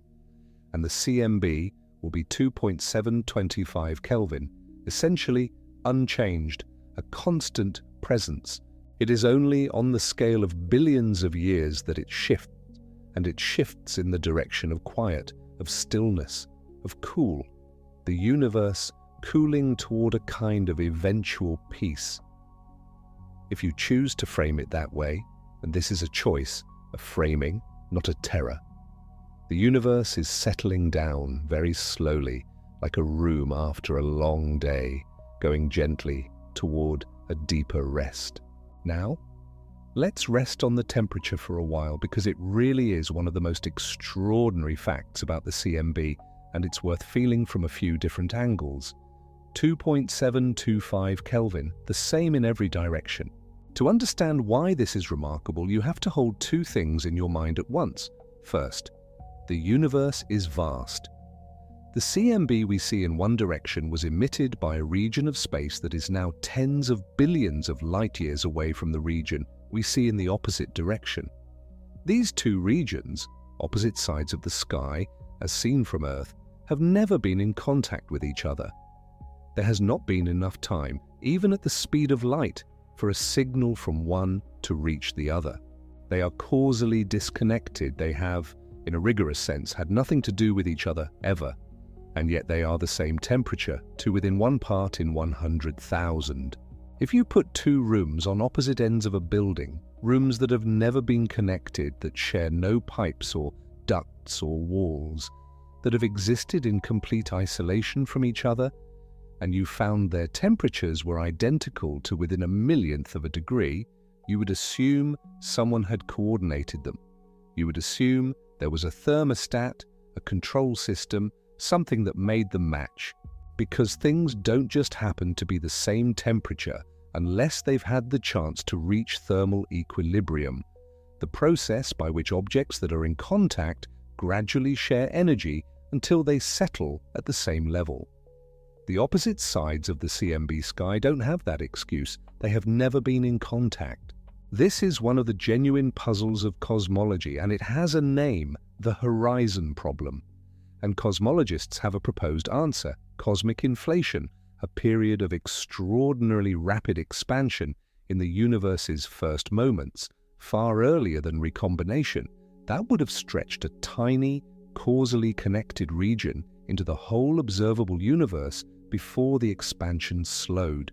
If inflation happened, then all those far-apart regions were once in contact, once in thermal equilibrium, once the same temperature, and then inflation stretched them apart, and they've been at the same temperature ever since, like two rooms that were once the same room before someone divided the building. The CMB is one of the things that makes inflation plausible. Its evenness, that stunning 1 part in 100,000 uniformity across the whole sky, points towards something in the very earliest moments that smoothed everything out, something fast and vast and complete. But we don't need to dwell on the puzzle when the gentler fact is right here. The temperature is the same everywhere. A single, quiet, stable number, 2.725 Kelvin, written across the whole sky by the universe's first free light. The fact that we don't fully understand why it's so even is part of the beauty, not a source of alarm. The universe is more uniform than our theories quite expected. It is, in some sense, calmer than it had any right to be. And the departures from that evenness, those micro-Kelvin ripples, those millionth of a degree variations, those are what we measure with our finest instruments, our most sensitive telescopes, our most carefully calibrated detectors. Those tiny departures from the stillness are where all the information lives.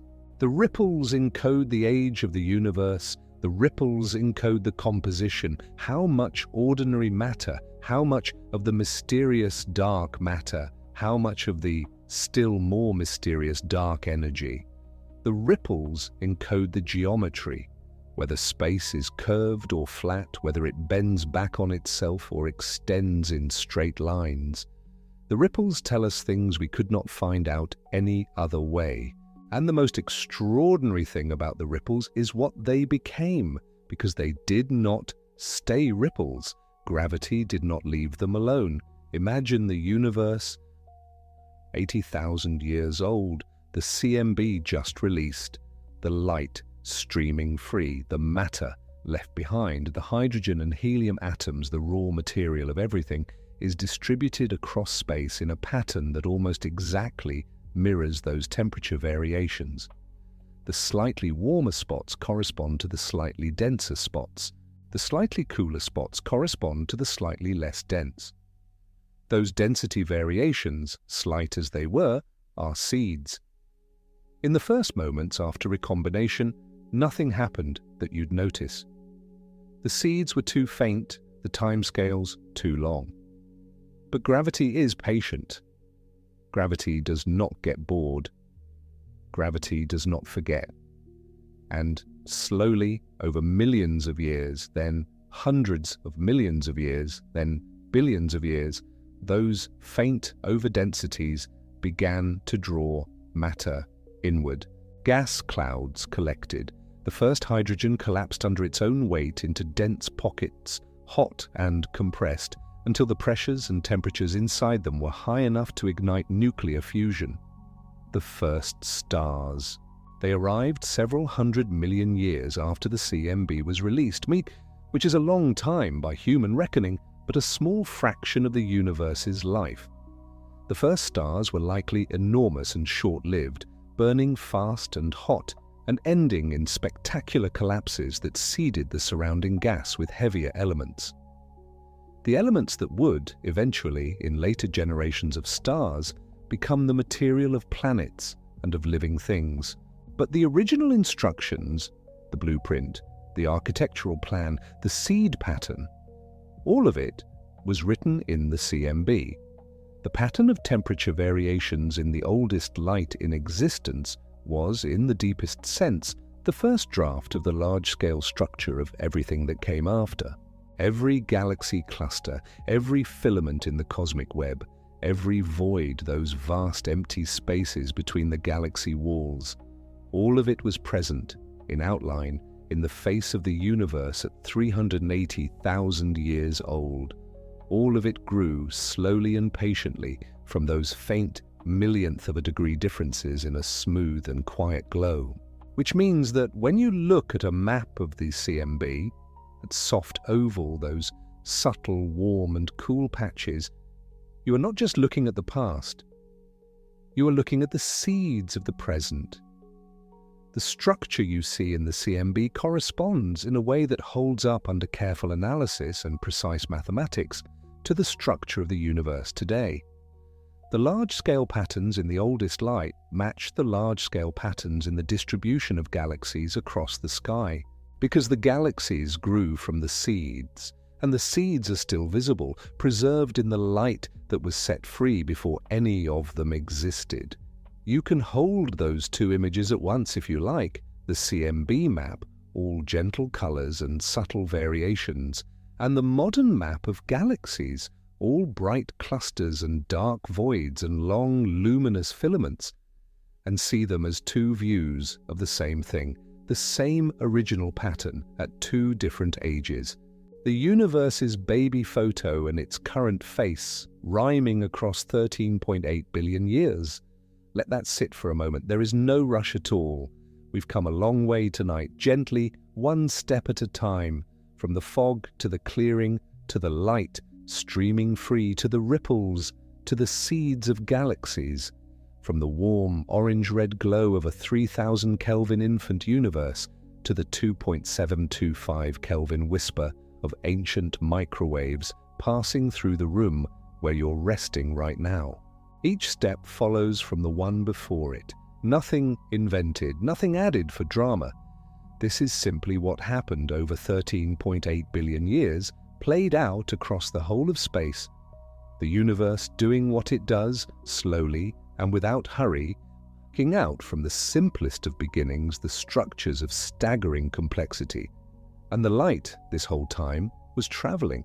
The photons released at recombination, the ones that form the CMB you can detect tonight, those specific photons have never stopped. From the moment they were freed, they have been moving at the speed of light, which is also the only speed light knows. They have never slowed down, never paused, never rested.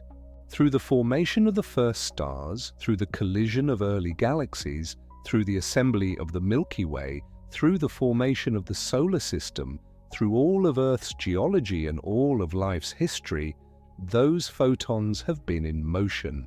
They were set free before any star in the universe existed, before any planet, before any atom heavier than helium was forged in a stellar furnace. The universe, when those photons last scattered, contained nothing but hydrogen and helium and the seeds of what was to come. And those photons have been traveling ever since. Some of them arrive here tonight and are absorbed by your walls, your floor, your ceiling, your blanket, your body. They land so gently that nothing feels it. No warmth registers, no instrument you own could detect a single one. But they are there, landing all the same. These travelers from the very beginning of time, completing a journey of 13.8 billion years in the darkness of an ordinary room on an ordinary night. Ancient light, quietly finishing its work. So let us talk about the people who went looking for it, not Penzias and Wilson. You know that story now, the hiss and the pigeons and the gentle astonishment of a universe speaking up uninvited. This is a different chapter. This is the chapter of the people who went back to that hiss with better ears, more patience, and instruments of extraordinary precision, and who mapped the oldest light in fine detail, the way a cartographer might slowly fill in a continent that had only been glimpsed from a distance before. The satellite was called COBE, the Cosmic Background Explorer, and it launched in 1989 riding a Delta rocket into a polar orbit about 900 kilometers above the Earth, where it would spend years staring at the whole sky, turning slowly, collecting the faint microwave glow from every direction at once. COBE carried several instruments, but the one that matters most for this part of the story was called FIRAS, the Far Infrared Absolute Spectrophotometer, which is a mouthful and you don't need to hold on to the full name. But the idea behind it is worth sitting with for a moment because it is genuinely beautiful. A blackbody is a physicist's term for a perfect radiator, something that absorbs all light that falls on it and re-emits that energy as a smooth, predictable glow, a glow whose shape depends only on temperature, not on what the object is made of, not on its color or texture or history, just temperature. The shape of the glow is a kind of fingerprint, clean and mathematical, and it is called a blackbody spectrum. The CMB, if it really was the thermal afterglow of a hot early universe, should be an almost perfect blackbody, not a rough approximation, not a close match, a nearly perfect one, because the early universe was in thermal equilibrium for so long, so thoroughly mixed, that it had time to settle into that precise, ideal temperature signature. And that is exactly what FIRAS found. When the data came back from COBE's FIRAS instrument, the CMB's spectrum was a blackbody so precise, so clean, so mathematically perfect, that when researchers presented the graph at an astronomy meeting in 1990, the error bars, the tiny marks showing how uncertain the measurement might be, were smaller than the thickness of the line drawn on the graph itself. The data points sat on the theoretical curve with a precision that left no room for doubt. The fit was essentially exact. The room gave a standing ovation. Think about that for a moment. A room full of scientists and people who spend their careers poking holes in data, looking for flaws, asking hard questions, stood up and applauded a graph.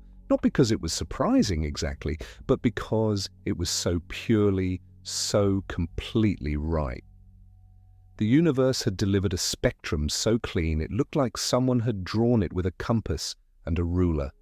The oldest light in existence, traveling for 8 billion years, arriving at an instrument in orbit and matching the theory with a precision that made people stand up in a darkened conference room and put their hands together.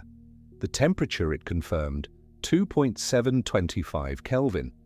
That is the number that lives in the textbooks now. That is the number Penzias and Wilson were reaching for, that Robert Dickey's team had predicted, that decades of theory had been built around. And Fearus measured it with a precision the field had never seen before. It was the most perfect blackbody spectrum ever measured in nature.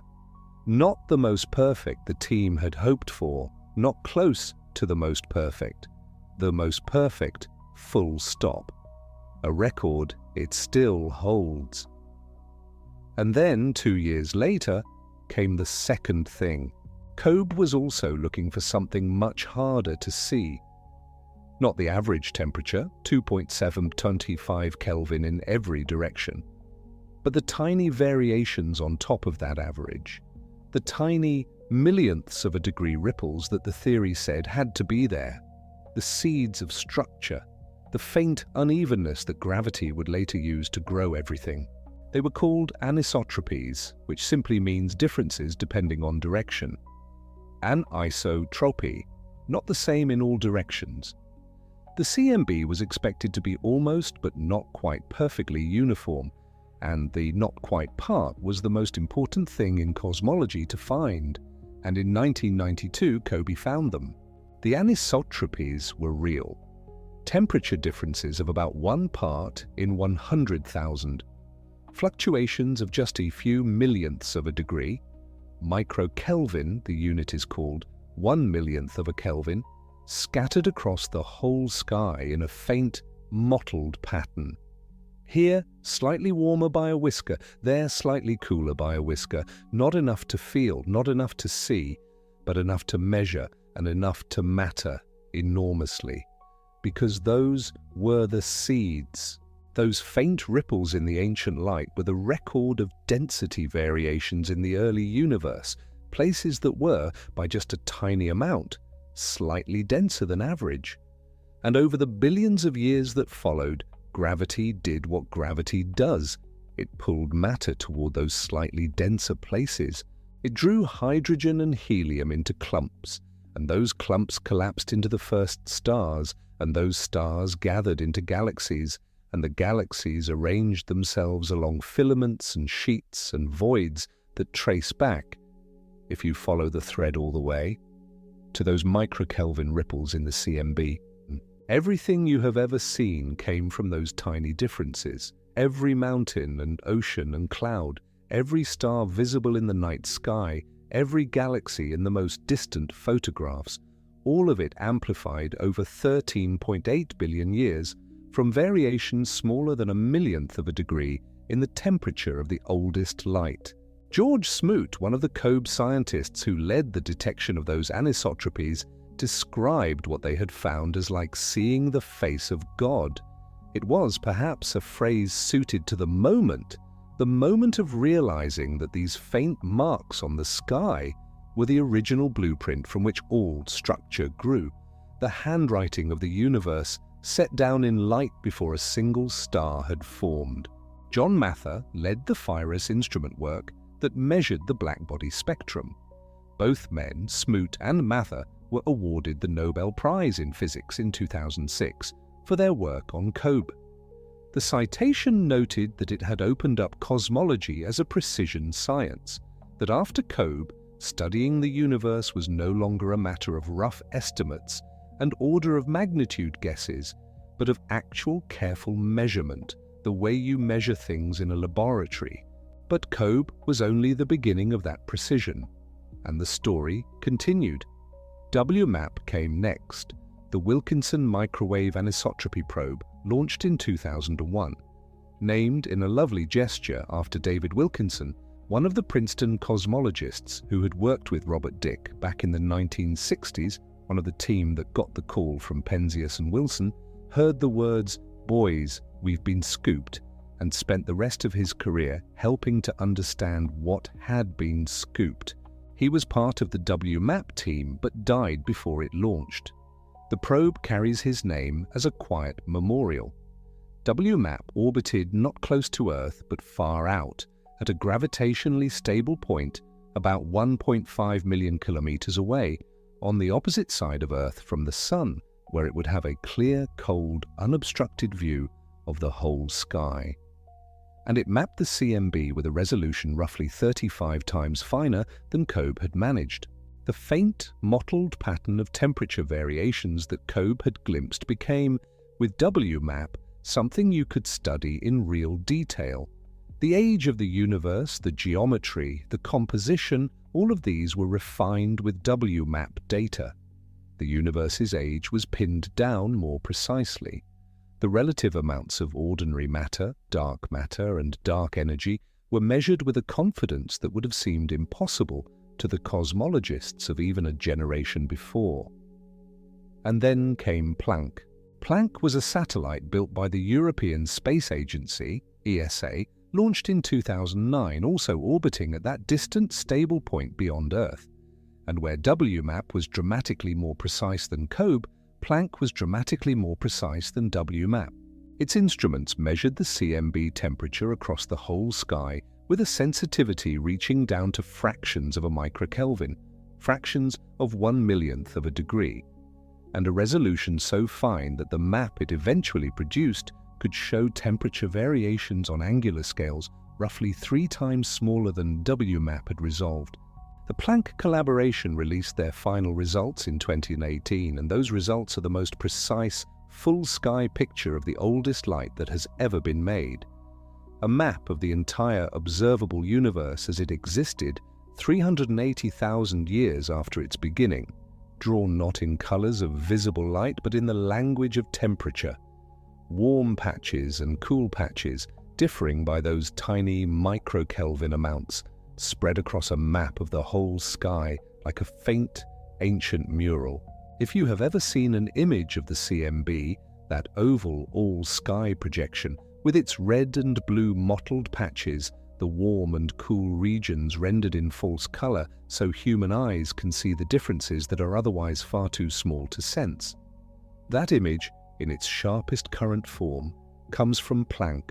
It is the most information-dense image ever made. Every point on that map carries data about the universe's conditions 13.8 billion years ago. The patterns encode the physics of the early universe the way a musical recording encodes a symphony. And cosmologists have spent years learning to read it, to pull from it the composition of everything. And what they found, reading this oldest of all light, is the recipe. The universe, as best we can tell from the Planck data, released in full with the 2018 results, is made of roughly 5% ordinary matter. That is the stuff: protons, neutrons, electrons, atoms, the periodic table, everything that has ever been built or grown or born, everything that has ever lived. Stars and planets and moons and oceans and the blanket around your shoulders right now. All of it is in that 5%. About 27% is dark matter, not ordinary matter, not atoms, something that does not emit or absorb light, does not interact with anything electromagnetically, but exerts gravity. It is there. The CMB tells us it is there because without it the patterns of anisotropies would look different. The seeds that grew into galaxies would not have grown the way they did without the gravitational scaffolding of dark matter. We know it is present the way you know a wind is blowing even in a dark room, not by seeing it, but by watching the things it touches. Dark matter holds the structure of the universe together, has been doing so since before the first stars formed, and we do not know what it is. That is the honest answer. We know it is there. We do not know what it is.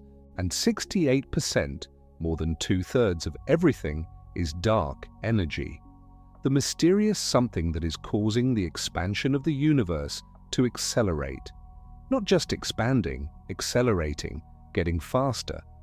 The CMB encodes its presence in the geometry of the universe, in the way the sound waves in the early plasma imprinted themselves on the light in a way that can only be explained if the universe's overall energy budget includes this large, smooth, dark component.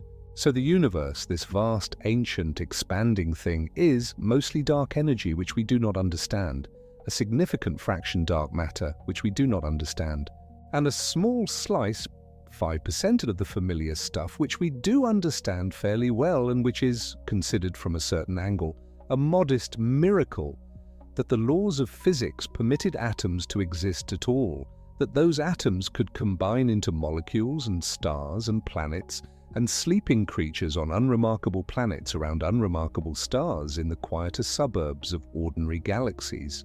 You are in that 5%, made of the only matter in the universe that has ever looked back at the universe and wondered about it. And one more thing that Planck confirmed with beautiful precision: the geometry. Space, on the largest scales, across the whole observable universe, is flat. Not curved like the surface of a sphere, not curved inward like a saddle. Flat. The angles of the largest imaginable triangles add up to exactly 180 degrees. Parallel lines extended across the whole of space stay parallel. They do not converge, they do not diverge, they continue steady and even forever. The universe is flat to within about 0.4%, which is very nearly perfect flatness. The flatness of a still lake in the early morning with no ripple, no tilt, no bend in any direction. There is something restful about that if you let it settle. The geometry of everything, or the shape of all of space, is the simplest shape there is. Not exotic, not convoluted, just flat, straight, even. The universe, in this deepest geometric sense, is as uncomplicated as it could possibly be. The Planck satellite stopped taking measurements in 2013, and the data has been studied and restudied ever since. It is still yielding results. It will continue to do so for years. The map it made of the oldest light is, in a real sense, the most studied image in human history, a picture 13.8 billion years old, examined by hundreds of researchers across decades, giving up its secrets slowly, precisely, quietly. Now, let's slow down even further. Because there are a few things left to hold, and they are some of the most beautiful. Think about where the CMB comes from, not the physics of it. You have that now, but the geometry, the shape of how it reaches you. The CMB doesn't come from one direction. It isn't a star you can point at or a galaxy somewhere far off to the left. It comes from every direction simultaneously, above you, below you, in front of you, behind you, in every direction at once. The whole sky glows with it uniformly in that faint 2.725 Kelvin light that no human eye can see, but that the universe fills to the brim. The reason for that is something that takes a moment to settle into. When the CMB was released, at recombination, 380,000 years after the Big Bang, it was released everywhere, not in one place, not from one source. The entire universe at that moment, in every part of it, simultaneously became transparent, and light was freed in every location at once. The CMB is not the light from a distant explosion. It is the light from a time, a moment in the universe's history when all of space released its photons. So when you look outward in any direction, you are looking back in time, and in every direction you look, you reach the same wall, the same moment of last scattering. You reach it to the north and to the south, to the east and to the west, above and below. Every line of sight you can draw from where you are ends, if you extend it far enough back in time, at the surface of last scattering, glowing with the same ancient light. And this means something rather lovely about your position in all of this. You, wherever you are right now, in whatever town, in whatever bed, with whatever lamp still dimly on, you are at the center of your own sphere of oldest light. Every observer anywhere in the universe would see a CMB sphere centered on themselves, not because any location is privileged, not because you are special in some way, that another observer on a planet around a star in a galaxy, 1 billion light years away, is not, but because the CMB comes from all directions, and so wherever you stand, it surrounds you equally, and you are by definition at the center of your own view of it. You have your own private wall of ancient light. A sphere 13.8 billion light years in radius, or more, accounting for the expansion, centered precisely where you are lying right now. The oldest light in existence surrounds you on all sides, at equal distances, at equal ages. You are not on the edge of it. You are not near the edge. You are at the center. And so is every other conscious thing in the universe that has ever wondered about the sky. The universe has no center in the sense of a special place everything else orbits, but in the sense of this light, the oldest, the most evenly distributed, the most universal. You are always at the center. You cannot be anywhere else. Let that sit for a moment. There's one more thing about the timing of this light that wants to be said. The photons that are reaching your location tonight, the CMB photons passing through the air around you and through the walls of your room and through your body without the slightest notice, those specific photons began their journeys before the Sun existed. The Sun is about 4.6 billion years old. The Earth is about the same. The CMB photons have been traveling for 13.8 billion years. They were moving through the universe for more than 9 billion years before the cloud of gas and dust that would eventually become the solar system even began to contract. The Sun had not yet lit. The planets had not yet formed. The oceans did not exist. There was no atmosphere for light to travel through, no surface to land on, no life to receive it. These photons were already old when our star was born. They were ancient when the Earth cooled from its molten beginning. They were middle-aged by their standards when the first single-celled life appeared in the oceans. They had been traveling longer than the entire history of life on this planet, when the first creature looked up at the night sky and wondered what was there. And tonight, some of them end their journey in your room. In the walls, the floor, the ceiling, in you. Their 13.8 billion year path of uninterrupted travel concludes, without ceremony, in the ordinary warmth of an ordinary space, because that is what the universe does.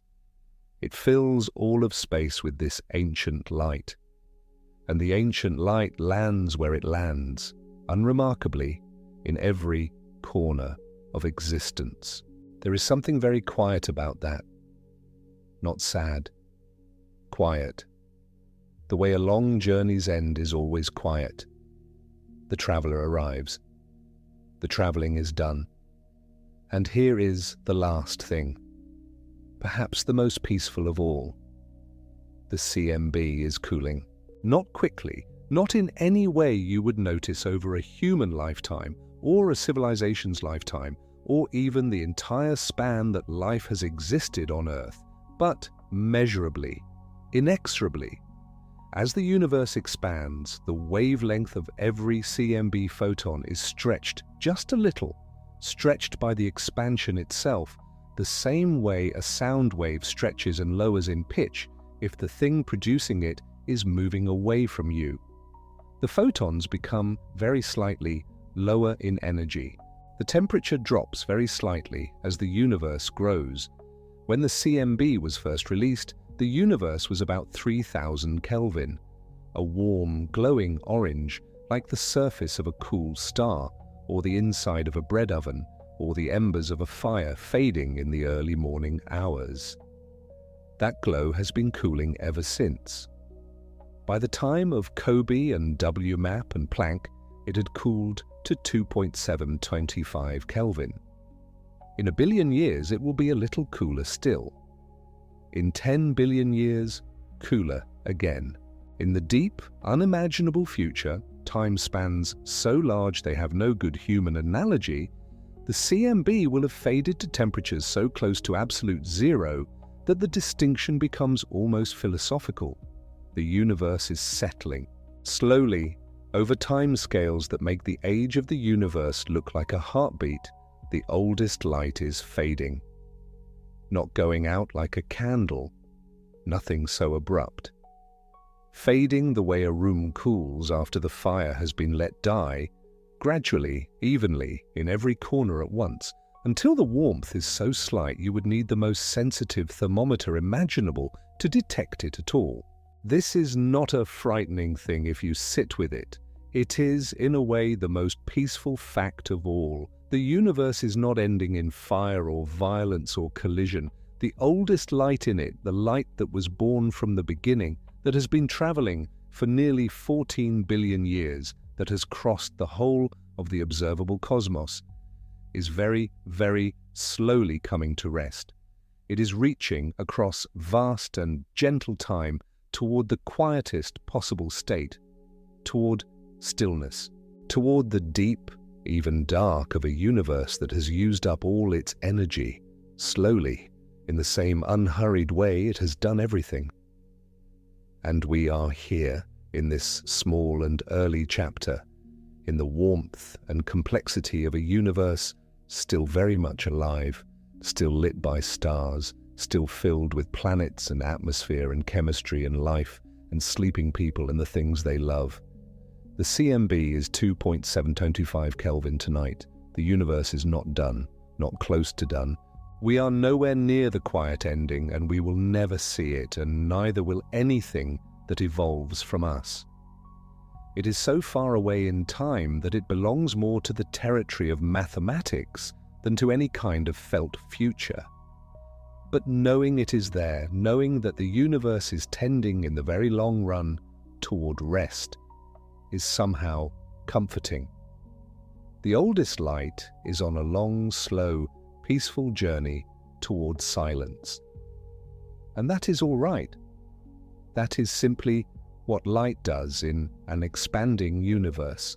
It travels and it fades, and it gives everything it passes through, every wall, every blanket, every sleeping body in the dark, a few of its ancient photons delivered without noise or ceremony, and it continues until there is nowhere left to go. So here you are, somewhere in the world, in your corner of it. Whatever time it is where you are, whatever lamp is still on, or whatever window shows the dark, here you are, lying still, and all around you, in every direction, is this light. The oldest light. Not visible to you, not warm enough to feel, not detectable by anything you own, but real, present, passing through the air around your face and the walls beside you and the floor beneath you and through you, through the space between your atoms, without disturbance and without pause. About 400 of these photons occupy every cubic centimeter of the space around you, the space between your fingers as they rest on the blanket, the air above your pillow, the still air of the room, full of them, full of the oldest travelers in existence, completing journeys that began 13.8 billion years ago, long before the sun had a name to give to any day. You are at the center of a sphere of this light, your own sphere, a wall of ancient radiance in every direction, equidistant even, and quiet. The same temperature in all directions to within 1 part in 100,000, rippled, yes, in those tiny microkelvin variations, the seeds of everything that grew. But from where you are, it might as well be perfectly smooth.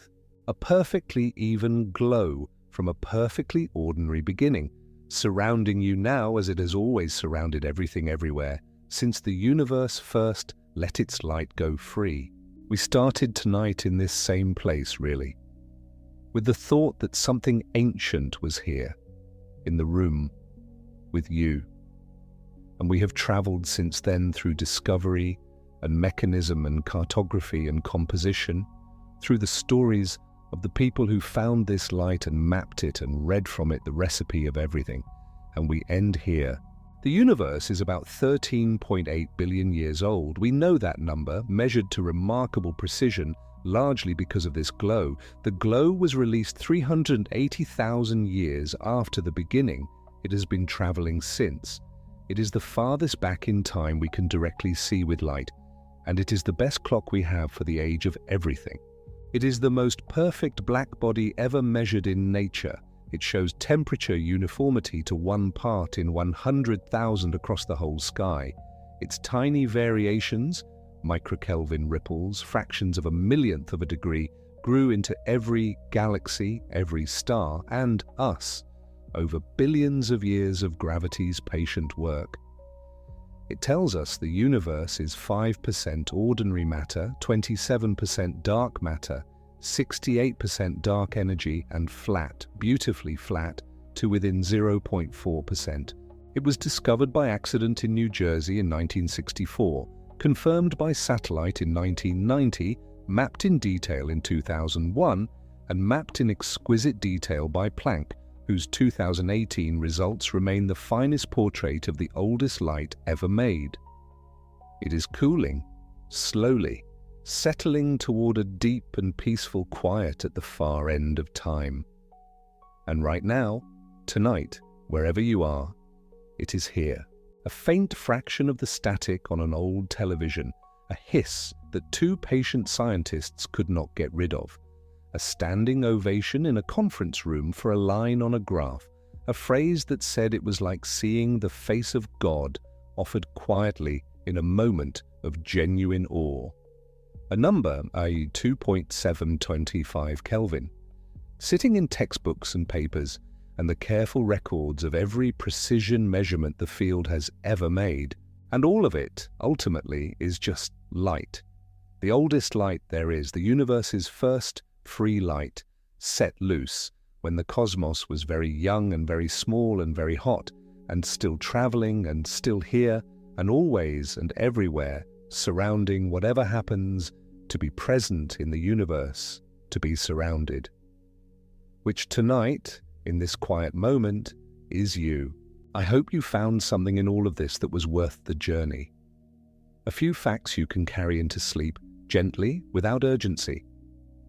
The temperature of the universe. The age of the oldest light. The baby photo. The standing ovation. The pigeons in the antenna. The face of God whispered in millionths of a degree. The oldest light traveling for 13.8 billion years, arriving tonight in your room without a sound. If you enjoyed this slow drift through the universe and you'd like more nights like this, a gentle like and subscribe means a great deal. Small creators like me really do rely on your support to keep these going. And if you'd like to leave a word in the comments, I'd love to know, where in the world are you listening from tonight, and what time is it in your corner of the quiet? Wherever you are, I hope the light finds you resting. Good night, kiddo. Grandpa'll leave the porch light on.